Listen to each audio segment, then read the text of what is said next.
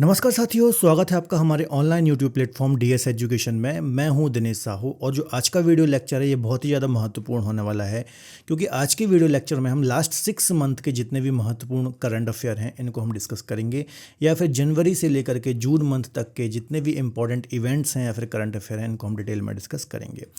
तो वीडियो को आप पूरा जरूर देखिए। जितने भी मेजर इवेंट हैं 2025 के, जैसे कि G7 सम्मेलन, पद्म पुरस्कार, ज्ञानपीठ पुरस्कार, ICC Champions Trophy, IIFA, major Dhyanchand पुरस्कार, जो 38th नेशनल गेम्स हुए हैं ना, जितनी भी नई अपॉइंटमेंट्स हुए हैं, तो सभी मेजर जो पॉइंट्स हैं मैंने यहाँ पर कवर करे हैं।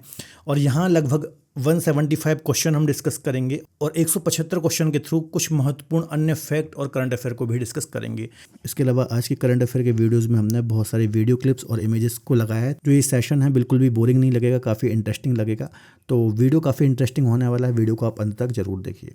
तो यहाँ पर आपको बहुत सारे करंट अफेयर मिलने वाले हैं और जो भी करंट अफेयर मैंने यहाँ पर आपको सिलेक्ट करे हैं ये मोस्ट इंपॉर्टेंट हैं और काफ़ी रिसर्च और मेहनत करी है मैंने इस पूरे वीडियो लेक्चर में।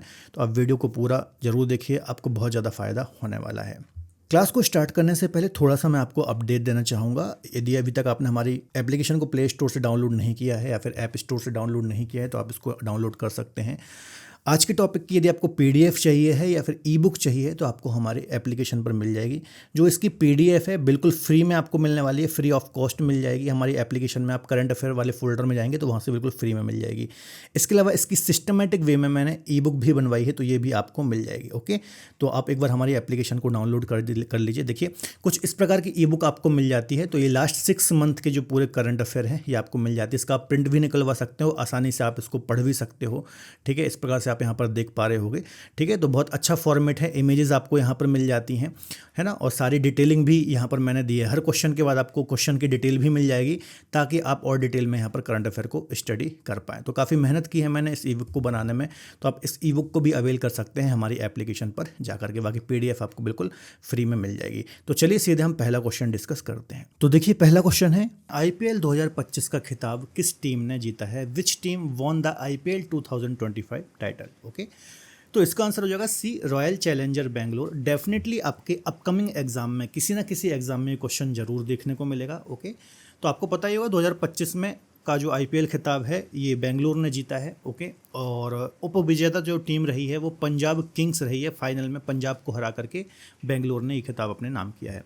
सर्वाधिक रन बनाने के लिए जो ऑरेंज कैप होल्डर थे साई सुदर्शन, इन्होंने टूर्नामेंट में 759 रन बनाए हैं। ठीक है, और इनको ऑरेंज कैप से सम्मानित किया गया है। पर्पल कैप की बात करें, ये सबसे ज़्यादा विकेट लेने के लिए प्रसिद्ध कृष्णा को, इन्होंने 25 विकेट अपने नाम किए हैं। Emerging player of the year की बात करें तो साई सुदर्शन को ये खिताब दिया गया है। ओके, तो डेफिनेटली यहाँ से क्वेश्चन एग्जाम में देखने को मिलेंगे। नेक्स्ट देख लेते हैं, 51वां G7 शिखर सम्मेलन 2025 का आयोजन कहाँ किया गया? Where was the 51st G7 summit held? Okay, तो बहुत अच्छा क्वेश्चन है। कनाडा के अंतर्गत G7 समिट का आयोजन किया गया है, आपको याद रखना है। काफ़ी अच्छा क्वेश्चन है, डेफिनेटली आपके अपकमिंग एग्जाम में देखने को मिलेगा, है ना।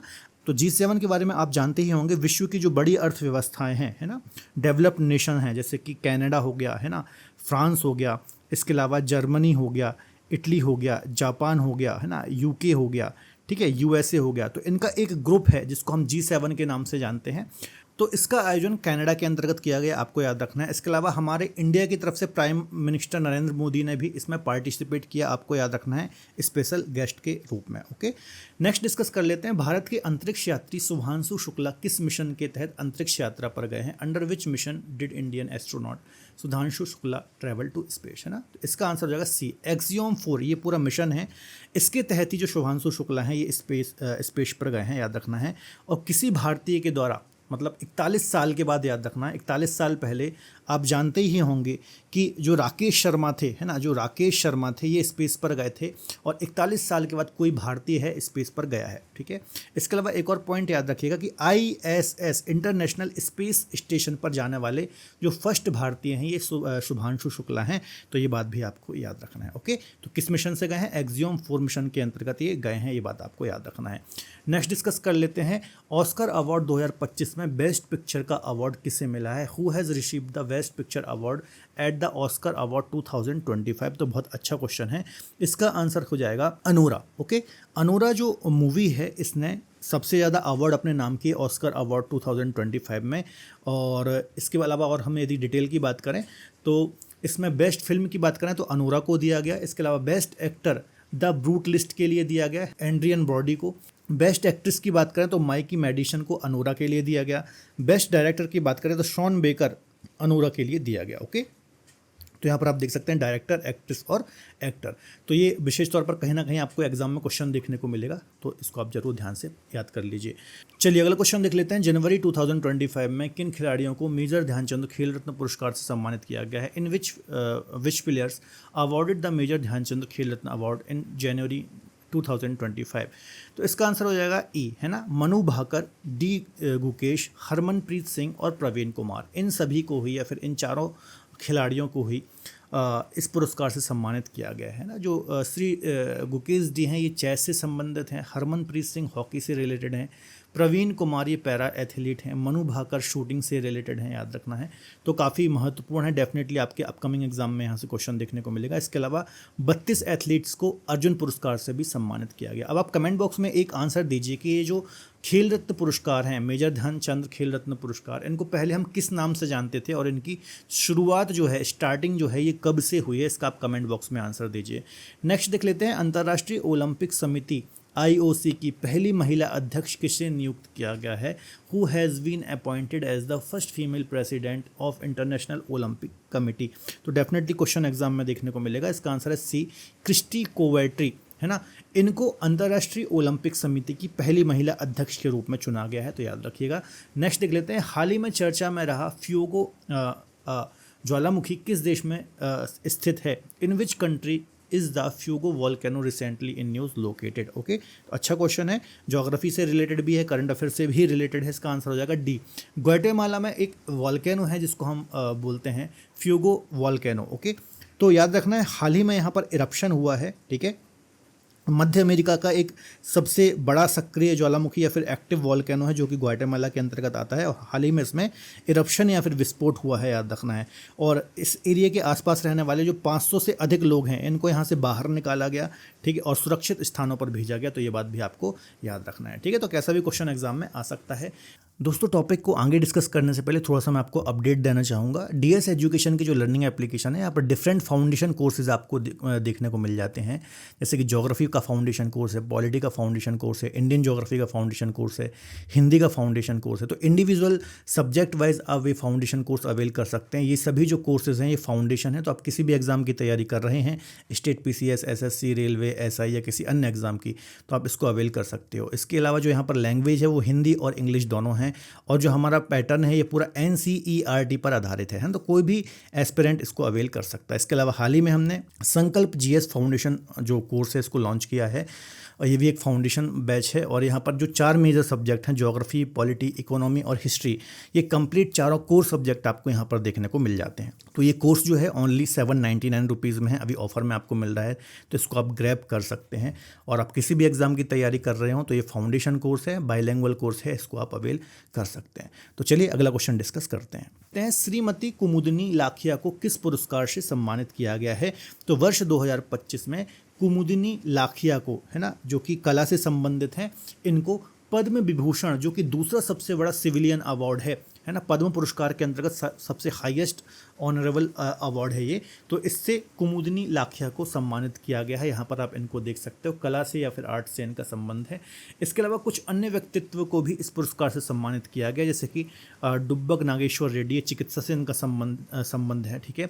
जगदीश सिंह जो कि न्यायाधीश रहे हैं, तो इनको सम्मानित किया गया है। कुमुदिनी लाखिया, इनको हमने डिस्कस कर ही लिया। लक्ष्मी नारायण सुब्रमण्यम, MT वासुदेवन नायर, इसके अलावा ओसामू सुजुकी और शारदा सिन्हा, तो इन सभी को भी इन सभी पुरस्कारों से सम्मानित किया गया है।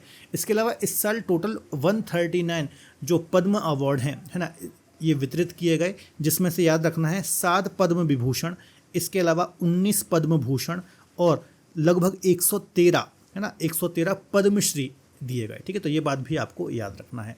नेक्स्ट देख लेते हैं। भारत के किन 2 आर्द्र भूमियों को हाल ही में अंतर्राष्ट्रीय महत्व की रामसर साइटों में शामिल किया गया है? Okay, which 2 wetland of India were recently designated as Ramsar site of international importance, ठीक है।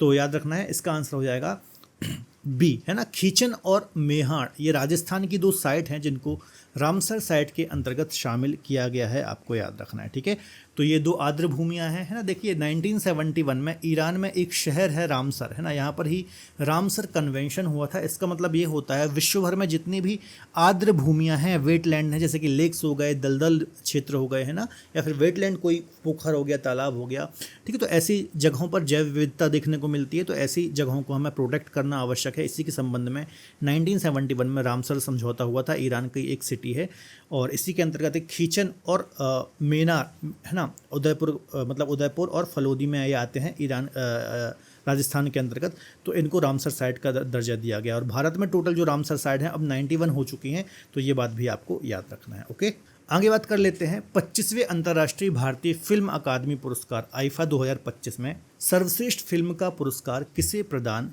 किया गया है। तो अच्छा क्वेश्चन है, इसका आंसर क्या हो जाएगा, लापता लेडीज़। काफ़ी अच्छी मूवी थी, तो इसको आईफा अवार्ड में सर्वश्रेष्ठ फिल्म के रूप में चुना गया है, याद रखना है। इसका आयोजन जयपुर में हुआ। सर्वश्रेष्ठ फिल्म की बात करें तो लापता लेडीज़, है ना। सर्वश्रेष्ठ अभिनेता की बात करें कार्तिक आर्यन भूल भुलैया 3 के लिए। अभिनेत्री की बात करें नितांशी गोयल लापता लेडीज़ के लिए, है ना। तो यहाँ से भी क्वेश्चन आने की संभावना बहुत अधिक है, ध्यान से याद कर लीजिए। नेक्स्ट देख लेते हैं 2025 में फ्रेंच ओपन फाइनल में किस टेनिस खिलाड़ी ने ऐतिहासिक वापसी करते हुए खिताब जीता है। Which tennis player made a historic comeback to win 2025 French Open. Okay, तो इसका आंसर क्या हो जाएगा, इसका आंसर काफ़ी अच्छा क्वेश्चन है, डेफिनेटली आपके एग्जाम में देखने को मिलेगा। तो इसका आंसर क्या हो जाएगा, बी, कार्लोस अल्काराज जो हैं, इन्होंने 2025 के फ्रेंच ओपन में पुरुष एकल, है ना, मेल सिंगल का खिताब अपने नाम किया है, याद रखना है। और जानिक सिनर, है ना, इटली का ये प्लेयर है, इनको हरा करके जीता है। ठीक है, तो स्पेन से इनका संबंध याद रखना है। फीमेल एकल की बात करें, महिला एकल की बात करें तो कोको गाफ अमेरिका की ये प्लेयर हैं, यूएसए की प्लेयर हैं, इन्होंने जीता है किसको, सारियाना सावालिंका को हराकर। महिला युगल की बात करें, पुरुष युगल की बात करें तो यहाँ पर डिटेल लिखी हुई है, इसको आप यहाँ पर देख सकते हैं। नेक्स्ट देख लेते हैं 59वां ज्ञानपीठ पुरस्कार किस लेखक को प्रदान किया गया है। Who has been awarded the 59th Jnanpith award. तो काफ़ी अच्छा क्वेश्चन है, इसका आंसर हो जाएगा विनोद कुमार शुक्ल। विनोद कुमार शुक्ल को 59वें ज्ञानपीठ पुरस्कार से सम्मानित किया गया है, याद रखना है। हिंदी साहित्य में उनके अद्वितीय योगदान के लिए, है ना, हिंदी लिटरेचर जो है या फिर हिंदी साहित्य है, इसमें इनके अद्वितीय योगदान के लिए इनको ज्ञानपीठ पुरस्कार से सम्मानित किया गया है। यदि हम 2024 की बात करें, क्योंकि कई बार प्रीवियस ईयर का भी पूछ लेते हैं, तो याद रखना है 2024 में जगत गुरु राम भद्राचार्य, है ना, और गुलजार को संयुक्त रूप से ज्ञानपीठ पुरस्कार दिया गया था, याद रखिएगा। नेक्स्ट देख लेते हैं प्रित्सगर आर्किटेक्चर वास्तुकला में जो दिया जाता है, ये किससे प्रदान किया गया। Who has been awarded the Pritzker architecture prize 2025। तो इसका आंसर क्या हो जाएगा, इसका आंसर हो जाएगा लियू जियाकुन। ओके, इनको प्रित्सगर पुरस्कार 2025 से सम्मानित किया गया है, आपको याद रखना है। ठीक है, चीन से इनका संबंध है, चीनी वास्तुकार हैं। ठीक है, तो ये बात भी याद रखना है, यहाँ से भी कई बार ऐसे क्वेश्चन एग्जाम में देखने को मिल जाते हैं जिनको वास्तुकला के क्षेत्र में दिया जाने वाला प्रित्सगर पुरस्कार दिया गया है। नेक्स्ट देख लेते हैं दुनिया के सबसे ऊंचे रेलवे पुल का उद्घाटन हाल ही में किस नदी पर किया गया है। Recently the world's highest railway bridge was inaugurated over which river. Okay, तो चेनाब रिवर जो कि किसकी ट्रिब्यूटरी है, ये इंडस की एक ट्रिब्यूटरी है। ओके, तो इस पर दुनिया का सबसे ऊंचा रेलवे ब्रिज बनाया गया है, आपको याद रखना है। इसकी हाइट काफ़ी इंपॉर्टेंट है, चूँकि ये सबसे ऊंचा है, तो 559 मीटर इसकी हाइट है। एफएल टावर से भी ज़्यादा इसकी हाइट है। और लंबाई कितनी है, तो लगभग 1315 मीटर इसकी हाइट है, सॉरी लंबाई है या फिर लेंथ है। संरचना की बात करें तो स्टील से बना हुआ है और भूकंप और तेज हवाओं को सहने की क्षमता भी इसमें डेवलप्ड की गई है, या फिर इतना मजबूत इसको बनाया गया है। जम्मू कश्मीर के बीच जो रेल संपर्क है, सीमावर्ती क्षेत्र हैं, तो इसके चलते काफ़ी इंपॉर्टेंस है। इसके अलावा इसका काफ़ी ज़्यादा रणनीतिक तौर पर भी काफ़ी इंपॉर्टेंट है, ये आपको याद रखना है। ठीक है, तो यहाँ पर आप देख सकते हो हाल ही में नरेंद्र मोदी के द्वारा इसका इनॉग्रेशन या फिर उद्घाटन किया गया था। ओके, चलिए आगे डिस्कस कर लेते हैं। हाल ही में किस भारतीय शहर को भारत की तेंदुआ राजधानी लेपर्ड कैपिटल ऑफ इंडिया कहा गया। ठीक है, तो अच्छा क्वेश्चन है, डेफिनेटली देखने को मिलेगा। तो इसका आंसर हो जाएगा बेंगलुरु, है ना। देखिए बेंगलुरु और उसके आसपास के क्षेत्रों में जो तेंदुओं की संख्या है वो काफ़ी तेज़ी से बढ़ी है। अनुमानित ऐसा माना जा रहा है कि बेंगलुरु और उसके आसपास के क्षेत्रों में 80 से 85 तेंदुए हो सकते हैं। और यहाँ पर जो एक बन्नेरघट्टा राष्ट्रीय उद्यान है, जिसको हम BNP बोलते हैं, बन्नेरघट्टा नेशनल पार्क, है ना, यहाँ पर लगभग 54 ठीक है, 54 तेंदुए देखे गए हैं और पिछले कुछ समय से लगभग आप ये मान लीजिए 2019 से कंपेयर करेंगे तो लगभग 40 तेंदुओं की यहाँ पर वृद्धि हुई है। ठीक है, तो इसके चलते काफ़ी महत्वपूर्ण है और हाल ही में इसको तेंदुआ राजधानी या फिर लेपर्ड कैपिटल घोषित किया गया है। नेक्स्ट देख लेते हैं, हाल ही में किसे पुर्तगाल का प्रधानमंत्री पुनः नियुक्त किया गया है ना, री अपॉइंटमेंट की गई है। तो इसका आंसर क्या हो जाएगा, इसका आंसर हो जाएगा लुइस मोंटेनेग्रो, है ना। तो इनको पुर्तगाल का पुनः प्रधानमंत्री नियुक्त किया गया है, याद रखिएगा। चलिए अगला क्वेश्चन है, हाल ही में किस भारतीय अभिनेत्री को मालदीव के वैश्विक पर्यटन राजदूत नियुक्त किया गया है। Which Indian actress has recently has been appointed as a global tourism ambassador of Maldives. तो इसका आंसर हो जाएगा कैटरीना कैफ, है ना। भारतीय अभिनेत्री हैं, बॉलीवुड में विशेषता अभिनय करती हैं कैटरीना कैफ। तो इनको भारत और मालदीव संबंधों के बीच में पर्यटन को बढ़ावा देने के लिए मालदीव पर्यटन ने इनको अपना वैश्विक राजदूत नियुक्त किया है, याद रखना है। एम्बेसडर नियुक्त किया है, ग्लोबल एम्बेसडर नियुक्त किया है, याद रख इनको अपना ग्लोबल टूरिज्म एम्बेसडर नियुक्त किया है, याद रखिएगा। कैटरीना कैफ, इनको आप जानते ही होंगे, है ना। नेक्स्ट देख लेते हैं, भारत ने हाल ही में किस देश में 4 साल के अंतराल के बाद राजदूत की नियुक्त की है। India has recently appointed as an ambassador to which country after a gap of 4 year, है ना। तो उत्तर कोरिया या फिर नॉर्थ कोरिया में 4 सालों के बाद भारत ने अपना एम्बेसडर नियुक्त किया है, आपको याद रखना है। और किन्हें किया है, तो इनका नाम याद रखिएगा, एली यावती लॉन्ग कुमर। ओके, थोड़ा अजीब नाम है लेकिन इसको याद कर लीजिए कि इनको 4 सालों के बाद राजदूत नियुक्त किया है नॉर्थ कोरिया का। तो काफ़ी अच्छा क्वेश्चन है, डेफिनेटली आपको याद रखना है। ये 2008 बैच के विदेश सेवा के अधिकारी हैं या फिर रहे हैं, है ना। तो ये बात भी आपको याद रखना है। नेक्स्ट देख लेते हैं, भ्रष्टाचार धारणा सूचकांक 2024 में शीर्ष पर कौन सा देश रहा है। Which country topped the corruption perception index 2024। ठीक है, तो इसका आंसर हो जाएगा डेनमार्क। ओके, डेनमार्क जो है ये 2024 का जो भ्रष्टाचार धारणा सूचकांक आया है, इस पर टॉप पर रहा है। और ये जारी कौन करता है, तो ट्रांसपेरेंसी इंटरनेशनल, है ना, इसके द्वारा ये रिपोर्ट जारी की जाती है, आपको याद रखना है।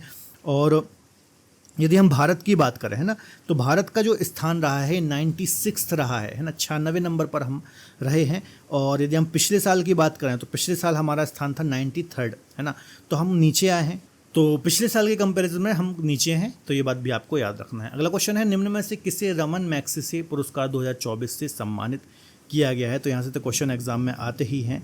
तो इयामो मियाजाकी, है ना, इनको 2024 में रमन मैग्सेसे पुरस्कार से सम्मानित किया गया है। तो ये बात आपको याद रखना है, अच्छा क्वेश्चन है, डेफिनेटली देखने को मिलेगा। नेक्स्ट देख लेते हैं, वर्ष 2024 का हिंदी भाषा का साहित्य अकादमी पुरस्कार किसे दिया गया। Who will be awarded the साहित्य अकादमी अवार्ड फॉर हिंदी लैंग्वेज 2024, है ना। तो इसका आंसर क्या हो जाएगा, इसका आंसर हो जाएगा गगन गिल। ओके, ये आंसर सही हो जाएगा। गगन गिल को 2024 में हिंदी भाषा का साहित्य अकादमी पुरस्कार दिया गया है, याद रखना है। ठीक है, देखिए इनको जो ये पुरस्कार दिया गया है, इनकी जो एक कविता संग्रह है, मैं जब तक आई बाहर, है ना, इसके लिए इनको दिया गया है। एक प्रसिद्ध कवियत्री हैं, तो आपको याद रखना है ना। यहाँ से डेफिनेटली आपके अपकमिंग एग्जाम में क्वेश्चन देखने को मिल सकता है। ओके, नेक्स्ट डिस्कस कर लेते हैं। अगला क्वेश्चन है, मिसेज यूनिवर्स 2025 का खिताब किस भारतीय ने जीता है। Which Indian has won the title of Mrs Universe 2025, है ना। तो इसका आंसर क्या हो जाएगा, इसका आंसर हो जाएगा एलिंजा स्वामी। ओके, एंजिला स्वामी ने 2025 का मिसेज यूनिवर्स का खिताब अपने नाम किया है। राजस्थान से इनका संबंध है ना, राजस्थान में बीकानेर ने एक स्थान है, यहाँ से इनका संबंध है। और उन्होंने मिसेज यूनिवर्स 2025 का खिताब अपने नाम किया है, याद रखिएगा।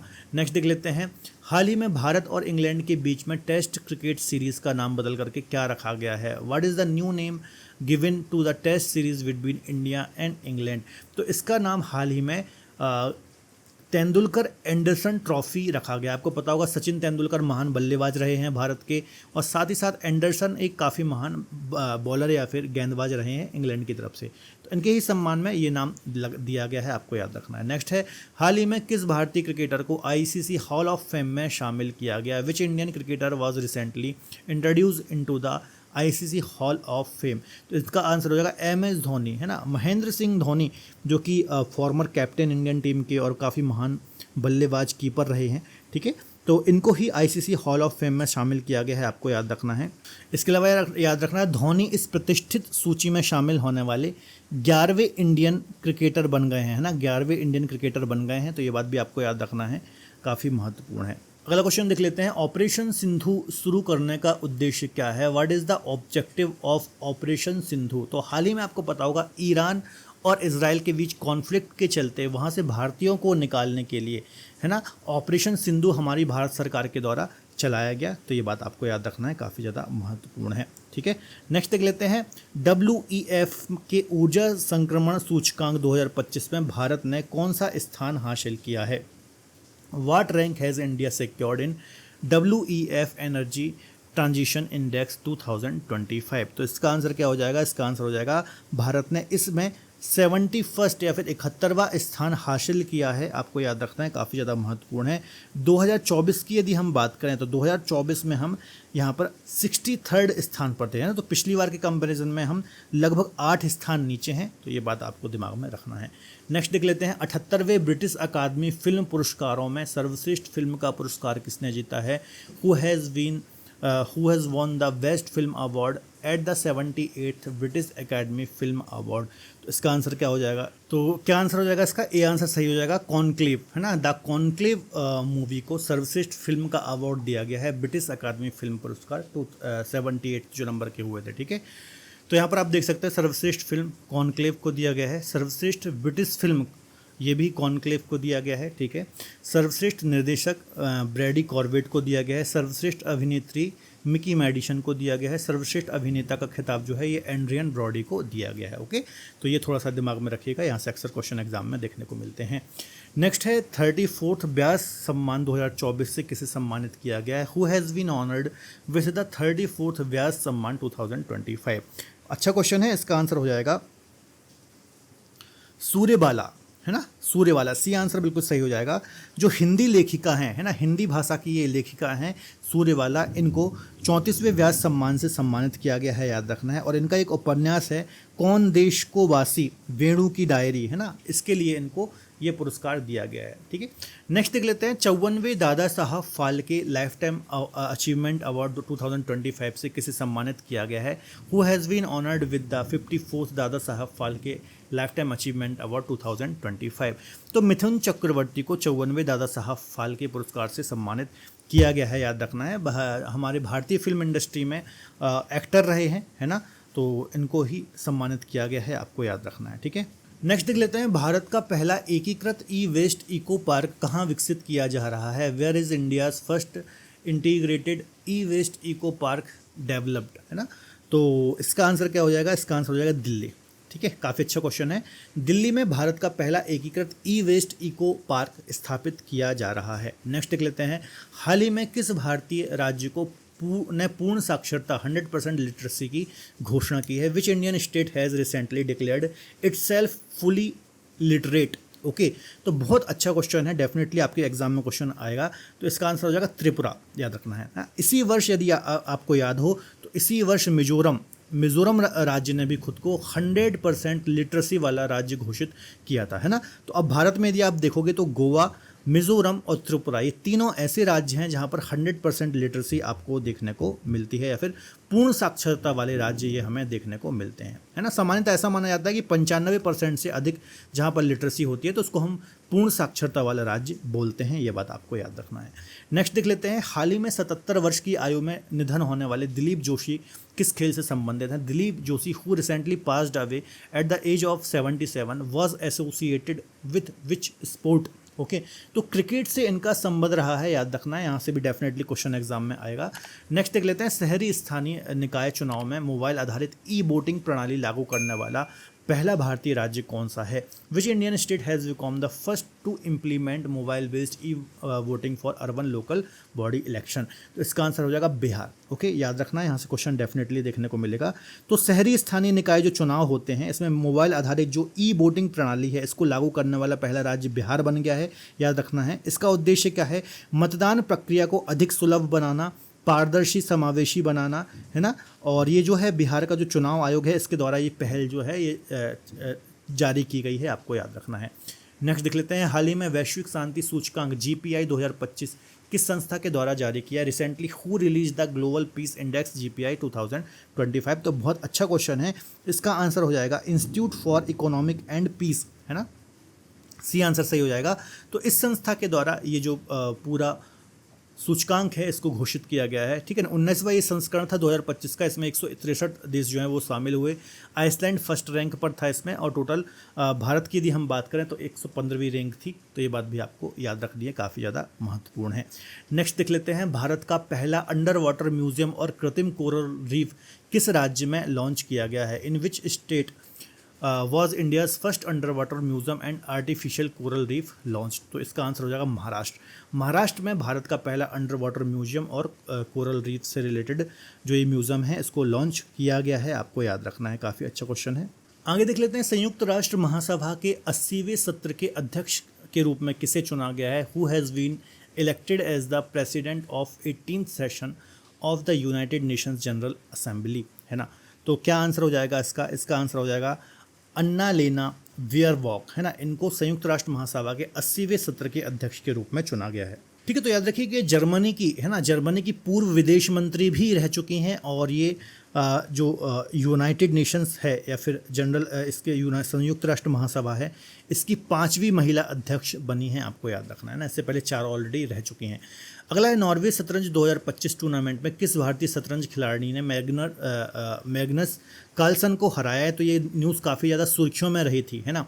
तो इसका आंसर क्या हो जाएगा? डी गुकेश, है ना। डी गुकेश जो हैं इन्होंने जो मैग्नस कार्लसन हैं, ठीक है, इनको हरा करके नॉर्वे शतरंज 2025 टूर्नामेंट अपने नाम कर लिया है, आपको याद रखना है। देखिए, इन्होंने जिनको हराया है मैग्नस कार्लसन, ठीक है, ये विश्व के प्रथम स्थान के खिलाड़ी हैं और ग्रैंड मास्टर हैं, विश्व चैंपियन हैं, आपको याद रखना है। इनकी अभी तक की जो उच्चतम रेटिंग है ये 2872 रही है, याद रखना है। और अभी तक किसी खिलाड़ी की इतनी रैंकिंग नहीं रही है, ये अभी तक की सर्वोच्च रैंकिंग है, ठीक है।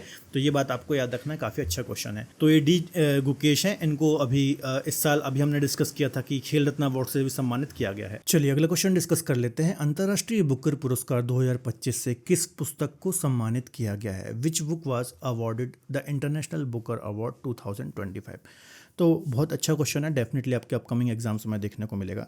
तो इसका आंसर हो जाएगा बी, हार्ट लैम्प। ये जो बुक है इसको बुकर पुरस्कार से सम्मानित किया गया है, और जिन्हें सम्मानित किया गया है उनका नाम है बानू मुश्ताक, है ना। तो बानू मुश्ताक के द्वारा जो लिखी गई बुक है हार्ट लैम्प, इसको अंतर्राष्ट्रीय बुकर पुरस्कार से सम्मानित किया गया है। तो बहुत इंपॉर्टेंट क्वेश्चन है, डेफिनेटली आपके किसी न किसी एग्जाम में देखने को मिलेगा। नेक्स्ट है, मई 2025 में संघ लोक सेवा आयोग UPSC के नए अध्यक्ष के रूप में कौन नियुक्त किए गए हैं? Who was appointed as a new chairman of UPSC in May 2025? तो ये भी इंपॉर्टेंट क्वेश्चन है, इसका आंसर हो जाएगा अजय कुमार, है ना। सी आंसर इसका बिल्कुल सही हो जाएगा। देखिए, जो अजय कुमार है, ठीक है, ये अजय कुमार जो हैं ये रक्षा मंत्रालय के पूर्व सचिव भी रह चुके हैं, और इनको UPSC का अध्यक्ष नियुक्त किया गया है, याद रखिएगा। नेक्स्ट देख लेते हैं, वर्ल्ड प्रेस फ्रीडम इंडेक्स 2025 में भारत की रैंकिंग क्या है? ठीक है, इंडिया की जो रैंकिंग है वो कौन सी है वर्ल्ड प्रेस फ्रीडम इंडेक्स में? तो ये काफ़ी इंपॉर्टेंट है, ये भी अक्सर इंडेक्स और रैंकिंग से यहाँ से हमें क्वेश्चंस देखने को मिलते हैं। तो इसका आंसर हो जाएगा, टोटल 180 देश थे, 180 कंट्रीज थी, जिसमें से भारत ने 151 या फिर 151वां स्थान प्राप्त किया, आपको याद रखना है। और 2024 की यदि हम बात करें तो 2024 में जो हमारी रैंकिंग थी वो कौन सी थी? 159 थी, याद रखिएगा, है ना। तो डेफिनेटली थोड़ा सुधार हुआ है, लेकिन अभी हम काफ़ी पीछे हैं इस रैंकिंग में, याद रखिएगा। नेक्स्ट है, वर्ष 2025 में भारत का पहला भिखारी मुक्त शहर कौन बना है? Which was declared as a first beggar free city India in 2025? तो मोस्ट इंपॉर्टेंट क्वेश्चन है, इसका आंसर हो जाएगा इंदौर, है ना। जो इंदौर शहर है लगातार स्वच्छता में भी अपना नाम बना रहा है ना, और काफ़ी बड़ा नाम बन रहा है धीरे धीरे ये शहर, और इसने एक और पहल की है, ठीक है। तो देखिए, इंदौर शहर का जो नगर निगम है उसके द्वारा ऐसी पहल चलाई गई थी कि जो भी भिखारियों के बारे में सूचना देगा, उनका वीडियो बना करके भेजेगा, तो उनको इनाम दिया जाएगा, इनाम के तौर पर कुछ राशि दी जाएगी, है ना। और ये पहल की गई और ये काफ़ी सक्सेसफुल रही, और भारत का जो पहला भिखारी मुक्त शहर बना है वो इंदौर बना है, याद रखिएगा, काफ़ी ज़्यादा महत्वपूर्ण है, ठीक है। नेक्स्ट देख लेते हैं, ऑपरेशन सिंदूर किसके विरुद्ध चलाया गया? Operation Sindoor was launched against which target, है ना। तो ये काफ़ी सुर्खियों में रही थी ये पूरी न्यूज़, और डेफिनेटली आपके अपकमिंग एग्जाम्स में यहाँ से क्वेश्चन आएगा, तो आपको पता ही होगा।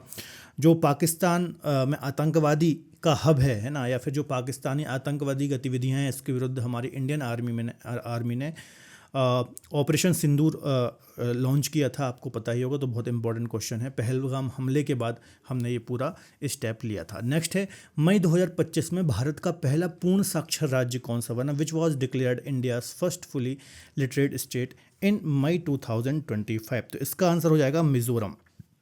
नॉर्थ ईस्ट का एक राज्य है मिजोरम, ठीक है। तो ये मई 2025 में पूर्ण साक्षरता वाला राज्य बना है, और यहाँ की जो साक्षरता दर है वो 98.2% रही है, आपको याद रखना है, ठीक है। तो ये काफ़ी इंपॉर्टेंट क्वेश्चन है। देखिए, जो भी क्वेश्चन मैंने यहाँ पर पिक किए हैं ये मोस्ट इंपॉर्टेंट हैं, बिल्कुल सिलेक्टेड क्वेश्चन हैं, ठीक है। यदि आप इन क्वेश्चन को एक बार सॉल्व करके, पढ़ करके, है ना, रिवाइज करके यदि जाओगे तो डेफिनेटली इससे बाहर कोई क्वेश्चन आपका नहीं जाएगा। नेक्स्ट देख लेते हैं, भारत के 52वें या फिर 52nd मुख्य न्यायाधीश या फिर चीफ जस्टिस ऑफ इंडिया कौन बने हैं, who has been appointed as the 52nd chief justice of India. तो ये भी इंपॉर्टेंट क्वेश्चन है। इसका आंसर हो जाएगा जस्टिस भूषण रामकृष्ण गवई, है ना। तो इसका आंसर सी हो जाएगा, जस्टिस भूषण रामकृष्ण गवई जो हैं ये भारत के 52वें चीफ जस्टिस बने हैं, आपको याद रखना है। काफ़ी इंपॉर्टेंट क्वेश्चन है, डेफिनेटली देखने को मिलेगा, ठीक है। यहाँ पर आप इनकी इमेज भी देख सकते हो। नेक्स्ट देख लेते हैं, भारत ने ऑपरेशन ब्रह्मा के तहत किस देश को मानवीय सहायता भेजी है। India sent humanitarian aid under operation Brahma which country, है ना, किसको भेजी है। तो ये भी काफ़ी अच्छा क्वेश्चन है। इसका आंसर हो जाएगा म्यांमार, है ना। आपको पता ही होगा कि हाल ही में जो मार्च का महीना था, यहाँ म्यांमार में अर्थक्वेक आया, भूकंप आया, और इसके बाद हमने ऑपरेशन ब्रह्मा चलाया और इसके तहत मानवीय सहायता भेजी, है ना। किसी भी देश में यदि कोई आपदा आती है तो ये किसी भी देश का एक नैतिक कर्तव्य होता है कि उसको मेडिकल सहायता भेजे, है ना, और अन्य टाइप की सहायता भेजें, ठीक है। नेक्स्ट देख लेते हैं, भारतीय बैंक संघ IBA जिसको हम बोलते हैं, ठीक है, इसका अध्यक्ष किसे नियुक्त किया गया है, who has been appointed as the chairman of Indian bank association IBA जिसको हम बोलते हैं, ठीक है। तो ये भी काफ़ी अच्छा क्वेश्चन है। इसका आंसर हो जाएगा CS सेट्टी, ठीक है। बी आंसर बिल्कुल सही हो जाएगा। CS सेट्टी को भारतीय बैंक संघ का अध्यक्ष नियुक्त किया गया है, आपको याद रखना है, ठीक है। काफ़ी अच्छा क्वेश्चन है और डेफिनेटली आपके एग्जाम में ये देखने को मिलेगा, याद रखिएगा, ठीक है। यहाँ पर इनकी आप इमेज भी देख सकते हैं। नेक्स्ट देख लेते हैं। नेक्स्ट क्वेश्चन है, सतत विकास लक्ष्य SDG सूचकांक 2024 में भारत का कौन सा स्थान रहा है। देखिए, क्वेश्चन थोड़ा ज़्यादा होने के कारण मैं ज़्यादा डिटेल आपको डिस्कस नहीं करा रहा हूँ, की पॉइंट ही आपको डिस्कस करा रहा हूँ ताकि आपका एक बहुत अच्छा रिवीजन हो पाए, ठीक है। तो सतत विकास लक्ष्य सूचकांक 2024 में भारत का स्थान कौन सा रहा है, तो इसका आंसर हो जाएगा 109, 109वां स्थान रहा है। बी आंसर बिल्कुल सही हो जाएगा, ठीक है। 2024 में हमारा 109वां स्थान रहा है, याद रखना है, जो वैश्विक स्तर पर भारत की प्रगति को दर्शाता है, ठीक है। तो याद रखिएगा। नेक्स्ट देख लेते हैं, L&T फाइनेंस, है ना, जो कि एक NBFC है, इसने अपना ब्रांड एम्बेसडर किसको नियुक्त किया है, who has been appointed as a brand ambassador of L&T finance, जो कि एक NBFC कंपनी है। तो इसका आंसर हो जाएगा, भारतीय क्रिकेटर हैं, है ना, काफ़ी महान बॉलर हैं भारत के, जसप्रीत बुमराह, ठीक है। इनको L&T फाइनेंस ने अपना ब्रांड एम्बेसडर नियुक्त किया है। तो काफ़ी अच्छा क्वेश्चन है, देखने को मिल सकता है। नेक्स्ट देख लेते हैं, अप्रैल 2025 में एशियाई क्रिकेट परिषद ACC का अध्यक्ष किसे नियुक्त किया गया है, चेयरमैन किसे अपॉइंट किया गया है ना। मैं देखिए इंग्लिश हिंदी दोनों में पढ़ते जा रहा हूँ ताकि जो इंग्लिश मीडियम वाले बच्चे हैं उनको भी कोई प्रॉब्लम यहाँ पर ना हो, ठीक है। तो इसका आंसर हो जाएगा मोहसिन नकवी। बी आंसर बिल्कुल सही हो जाएगा। मोहसिन नकवी को एशियाई क्रिकेट परिषद का अध्यक्ष या फिर चेयरमैन नियुक्त किया गया है, आपको याद रखना है। याद रखिएगा, ये पाकिस्तान क्रिकेट बोर्ड PCB, है ना, PCB के भी अध्यक्ष या फिर चेयरमैन है, तो ये पॉइंट भी आपको दिमाग में रखना है। नेक्स्ट देख लेते हैं, 2025 का एवेल पुरस्कार, जो कि गणित का नोबल जिसको कहा जाता है, किसे दिया गया, who has been awarded the 2025 Abel prize, है ना, जिसको हम मैथमेटिक्स का नोबल भी बोलते हैं। तो इसका आंसर हो जाएगा मसाकी काशीवारा, है ना। बी आंसर बिल्कुल सही हो जाएगा। जो मसाकी काशीवारा हैं इनको एवेल पुरस्कार से सम्मानित किया गया है, आपको याद रखना है। ये एक जापानी, ठीक है, ये एक जापानी गणितज्ञ हैं, तो ये बात भी आपको याद रखना है, काफ़ी इंपॉर्टेंट है। और इनकी गणित के प्रति जो कुछ विशेष उपलब्धियां रही हैं, इसके चलते इस पुरस्कार से इनको या फिर इन्हें सम्मानित किया गया है। नेक्स्ट देख लेते हैं, अप्रैल 2025 में छठा बिम्स्टेक शिखर सम्मेलन कहाँ आयोजित किया गया, where was the 6th BIMSTEC summit held in April 2025। तो इसका आंसर जो है वो होगा डी, बैंकॉक, है ना, थाईलैंड की कैपिटल जो है ना, यहाँ पर ही जो बिम्स्टेक का शिखर सम्मेलन है इसका आयोजन किया गया, आपको याद रखना है, ठीक है। और ये इसका छठवां शिखर सम्मेलन था, आपको याद रखना है ना। छठवें शिखर सम्मेलन 2025 में बैंकॉक थाईलैंड में इसको आयोजित किया गया है, आपको याद रखना है। अब इसकी फुल फॉर्म की यदि हम बात करें तो इसका फुल फॉर्म जो है वो है bay of Bengal initiative for multi sectoral technical and economic cooperation. तो ये इसका जो फुल फॉर्म है काफ़ी इंपॉर्टेंट है और अक्सर हमें यहाँ से एग्जाम्स में क्वेश्चंस देखने को मिलते रहते हैं, तो याद रखिएगा। नेक्स्ट देख लेते हैं, फिट इंडिया आइकॉन के रूप में किस अभिनेता को चुना गया है। Who actor has been chosen as the fit India icon. तो आयुष्मान खुराना एक अभिनेता है हमारे बॉलीवुड के, फिल्म इंडस्ट्री के, है ना। तो इनको फिट इंडिया जो आइकॉन है इसके रूप में चुना गया है, आपको याद रखना है, ठीक है। इनके जो फिटनेस और सामाजिक योगदान है इसके चलते ही इनको आइकॉन के रूप में चुना गया है, याद रखिएगा। नेक्स्ट देख लेते हैं, 2024 में सुनीता विलियम्स ने कितने घंटे की स्पेस वॉक करके रिकॉर्ड बनाया है, ठीक है। सुनीता विलियम्स आपको पता है स्पेस में फंस गई थी और इन्होंने कितने घंटे का रिकॉर्ड बनाया है, तो ये काफ़ी अच्छा क्वेश्चन है और एग्जाम में आ सकता है। तो इन्होंने टोटल 62 आवर या फिर 62 घंटे का स्पेस वॉक करके एक रिकॉर्ड बनाया है, आपको याद रखना है। देखिए स्पेस वॉक होता क्या है ना। स्पेस जो वॉक होता है ये होता क्या है, इसको थोड़ा समझ लो। जब कोई अंतरिक्ष यात्री या फिर जो एस्ट्रोनॉट होते हैं वो अंतरिक्ष यान या फिर जो अंतर्राष्ट्रीय अंतरिक्ष स्टेशन है ISS, इसके बाहर स्पेस सूट पहन करके काम करता है ना, तो उसको हम बोलते हैं स्पेस वॉक, है ना। जनरली आप जो एस्ट्रोनॉट होते हैं वो कहाँ होते हैं, ISS में रहते हैं, है ना, या फिर अपने विमान में रहते हैं। लेकिन इसके बाहर जब वो अंतरिक्ष में रह करके काम करते हैं, ठीक है, तो उसको हम बोलते हैं स्पेस वॉक। और जो सुनीता विलियम्स हैं इन्होंने 62 घंटे की स्पेस वॉक करके अपने आप में एक रिकॉर्ड बनाया है, आपको याद रखना, ठीक है। नेक्स्ट देख लेते हैं, भारत का पहला PPP आधारित हरित अपशिष्ट प्रसंस्करण संयंत्र किस शहर से शुरू किया गया है। तो ये भी काफ़ी अच्छा क्वेश्चन है, इसका आंसर हो जाएगा इंदौर, है ना। इंदौर जो कि मध्य प्रदेश की आर्थिक राजधानी कही जाती है, तो इंदौर में PPP मॉडल पर आधारित हरित कचरा प्रसंस्करण संयंत्र शुरू किया गया है, जो लकड़ी को रिसाइकिल करके कोयले का विकल्प रेडी करेगा या फिर तैयार करेगा। नेक्स्ट है, गल्फ ऑफ मैक्सिको का नया नाम क्या प्रस्तावित किया गया है, क्या प्रपोज्ड किया गया है। तो इसका नाम जो प्रपोज्ड किया गया है वो गल्फ ऑफ अमेरिका किया गया है। तो ये काफ़ी विवादों में भी रही थी ये चीज़, है ना। तो ये बात याद रखिएगा, यहाँ से भी डेफिनेटली क्वेश्चन एग्जाम में हमें देखने को मिल सकते हैं। नेक्स्ट है, विश्व खुशहाली रिपोर्ट 2025 में शीर्ष स्थान पर किस देश को मिला है ना, मतलब सब टॉप पर कौन सा देश रहा है। तो हमेशा ही आप देखोगे फिनलैंड जैसी कंट्री ही जो है ना, ये हमेशा टॉप पर रहती हैं। स्वीडन, फिनलैंड हो गए, इस टाइप की कंट्री। तो इसका आंसर क्या हो जाएगा, तो इसका आंसर हो जाएगा C, फिनलैंड, है ना। फिनलैंड जो है इसको विश्व खुशहाली रिपोर्ट या फिर वर्ल्ड हैप्पीनेस रिपोर्ट जो है इसमें टॉप स्थान मिला है, याद रखिएगा, है ना। अब बात आती है भारत की, तो भारत की कौन सी रैंक रही है, भारत की या फिर इंडिया की जो रैंक रही है, याद रखना है, ये रही है 118वीं, है ना। 118वीं रैंक इंडिया की रही है।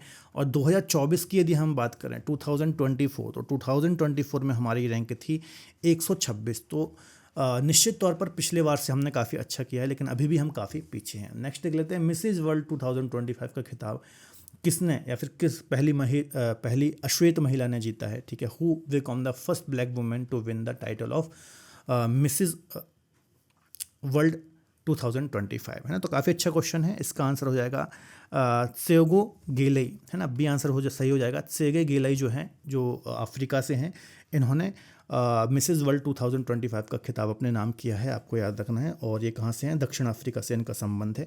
यहाँ पर आप इनको देख भी सकते हैं, ठीक है। तो 40वीं जो ये प्रतियोगिता हुई थी इसमें इन्होंने विजय हासिल की है। नेक्स्ट है, पत्रकारिता के क्षेत्र में 2025 में रामनाथ गोयंका अवार्ड किसे दिया गया है। Who won the Ramnath Goenka award in journalism for 2025। तो काफ़ी अच्छा क्वेश्चन है, देखने को मिलेगा। तो इसका आंसर हो जाएगा मृदुलिका झा, है ना। इनको पत्रकारिता के क्षेत्र में दिया जाने वाला जो रामनाथ गोयंका पुरस्कार है इससे सम्मानित किया गया है, याद रखना है। इन्होंने खासतौर पर जो हरियाणा के युवा हैं इनके द्वारा जो अमेरिका में अवैध रूप से प्रवेश किया जा रहा था, है ना, जिसको हम डंकी रूट बोलते हैं ना, एक मूवी भी बनी थी इस पर, है ना, डंकी रूट पर, है ना। तो इस पर इन्होंने रिपोर्टिंग की थी और इसके ही चलते इनको रामनाथ गोयंका अवार्ड से सम्मानित किया गया है ना। यहाँ पर इनको आप देख सकते हैं, मृदुलिका झा को। नेक्स्ट है, महिला एशियाई हॉकी चैंपियनशिप 2024 का खिताब किस देश ने जीता है। Which country won the women Asian hockey champions trophy 2025, है ना। तो ये भी अच्छा क्वेश्चन है, डेफिनेटली यहाँ से क्वेश्चन एग्जाम में आ सकता है। तो इसका आंसर हो जाएगा भारत, है ना। भारत ने चीन को हरा करके, याद रखिएगा, महिला एशियाई हॉकी चैंपियनशिप में अपना यहाँ पर विजेता विजेता बना है, याद रखिएगा। ठीक है, तो हमने किसको हराया है? चीन को या फिर चाइना को हराया है। नेक्स्ट देख लेते हैं, महाराष्ट्र का सर्वोच्च जो नागरिक सम्मान है महाराष्ट्र भूषण अवार्ड, इससे किसे सम्मानित किया गया है? Who will be the honour with Maharashtra highest civilian award Maharashtra Bhushan, है ना। तो हर साल ये दिया जाता है। तो इस बार जो मूर्तिकार हैं राम सुतार जी, है ना, स्टैच्यू ऑफ यूनिटी का डिज़ाइन भी इन्होंने ही रेडी किया था, तो इनको ही महाराष्ट्र भूषण अवार्ड से सम्मानित किया गया। और काफ़ी प्रसिद्ध मूर्तिकार हैं ये, और अद्वितीय कला के लिए इनको यह योगदान दिया गया, यह सम्मान दिया गया है। नेक्स्ट है, भारत का पहला नाइट सफारी पार्क किस शहर में बनाया जा रहा है? In which city is India's first night safari park being developed? तो काफ़ी अच्छा क्वेश्चन है। तो इसका आंसर हो जाएगा लखनऊ। लखनऊ में जो भारत का पहला नाइट सफारी पार्क है ये बनाया जा रहा है, याद रखिएगा। ठीक है, और उत्तर प्रदेश का लखनऊ जो है, यहाँ पर पहला ये नाइट सफारी पार्क होगा जो स्थापित किया जा रहा है। और पर्यावरणीय पर्यटन को यहाँ पर इससे बढ़ावा मिलेगा, या फिर पर्यटन को काफ़ी इससे बढ़ावा मिलने की संभावना है। नेक्स्ट, 2025 में सेबी के नए अध्यक्ष के रूप में किसे नियुक्त किया गया है, किसे अपॉइंट किया गया है? Who has been appointed as the new SEBI chairman in 2025? तो अच्छा क्वेश्चन है, डेफिनेटली देखने को मिलेगा। तहिन कांत पांडे, है ना, यहाँ पर आप इनको इमेज में देख सकते हैं। तहिन कांत जो पांडे हैं, इनको सेबी के नए चेयरमैन के रूप में चुना गया है। अब आपको कमेंट बॉक्स में आंसर देना कि इन्होंने किसका स्थान लिया है। इससे पहले जो सेबी की चेयरमैन थी वो कौन थी, याद रखना है। ठीक है, नेक्स्ट है, किस भारतीय कलाकार को ब्रिटेन का प्रतिष्ठित टर्नर पुरस्कार से सम्मानित किया गया है? Which Indian artist receive the prestigious Turner prize in the UK? तो काफ़ी अच्छा क्वेश्चन है, डेफिनेटली देखने को मिलेगा। जसलीन कौर, है ना, जो जसलीन कौर हैं, इनको इस टर्नर पुरस्कार से सम्मानित किया गया है, याद रखिएगा, है ना। इनकी जो कुछ कलाकृतियाँ थीं और सामाजिक दृष्टिकोण था, इसके चलते इनको इस पुरस्कार से सम्मानित किया गया है। तो ये बात भी आपको दिमाग में रखनी है। नेक्स्ट देख लेते हैं, मार्च 2025 में तीसरी रणजी ट्रॉफी किस टीम ने जीती? Which team won the third Ranji trophy title in March 2025? तो अच्छा क्वेश्चन है, इसका आंसर हो जाएगा विदर्भ, है ना। विदर्भ ने केरल को हरा करके, किसको हराया है? केरला को हरा करके ये ट्रॉफी जीती है, आपको याद रखना है। और काफ़ी अच्छा क्वेश्चन है, डेफिनेटली आपके एग्जाम में देखने को मिलेगा। हमेशा यहाँ से हमें एग्जाम्स में क्वेश्चन देखने को मिलते हैं। नेक्स्ट है, भारत का पहला विश्व शांति केंद्र कहाँ पर स्थापित किया गया है? Where was the India's first world peace centre inaugurated? ठीक है, तो काफ़ी अच्छा क्वेश्चन है, यहाँ से भी क्वेश्चन देखने को मिल सकता है। देखिए, जो भी क्वेश्चन सिलेक्टेड है मोस्ट इंपॉर्टेंट है ना, तो बिल्कुल इनको आप रट लीजिए, पढ़ लीजिए, है ना। बिल्कुल सिलेक्टेड क्वेश्चन है, मैंने काफ़ी मेहनत की है। जो ऐसे क्वेश्चन मुझे लगे जो एग्जाम में नहीं आते या फिर कम संभावना, उनको मैंने हटा दिया है। सिर्फ उन्हीं क्वेश्चंस को पिक किया है जहाँ से संभावना ज़्यादा है। ठीक है, तो इनको आप बिल्कुल पढ़ सकते हैं, याद कर सकते हैं। तो गुरुग्राम इसका आंसर हो जाएगा, याद रखिएगा।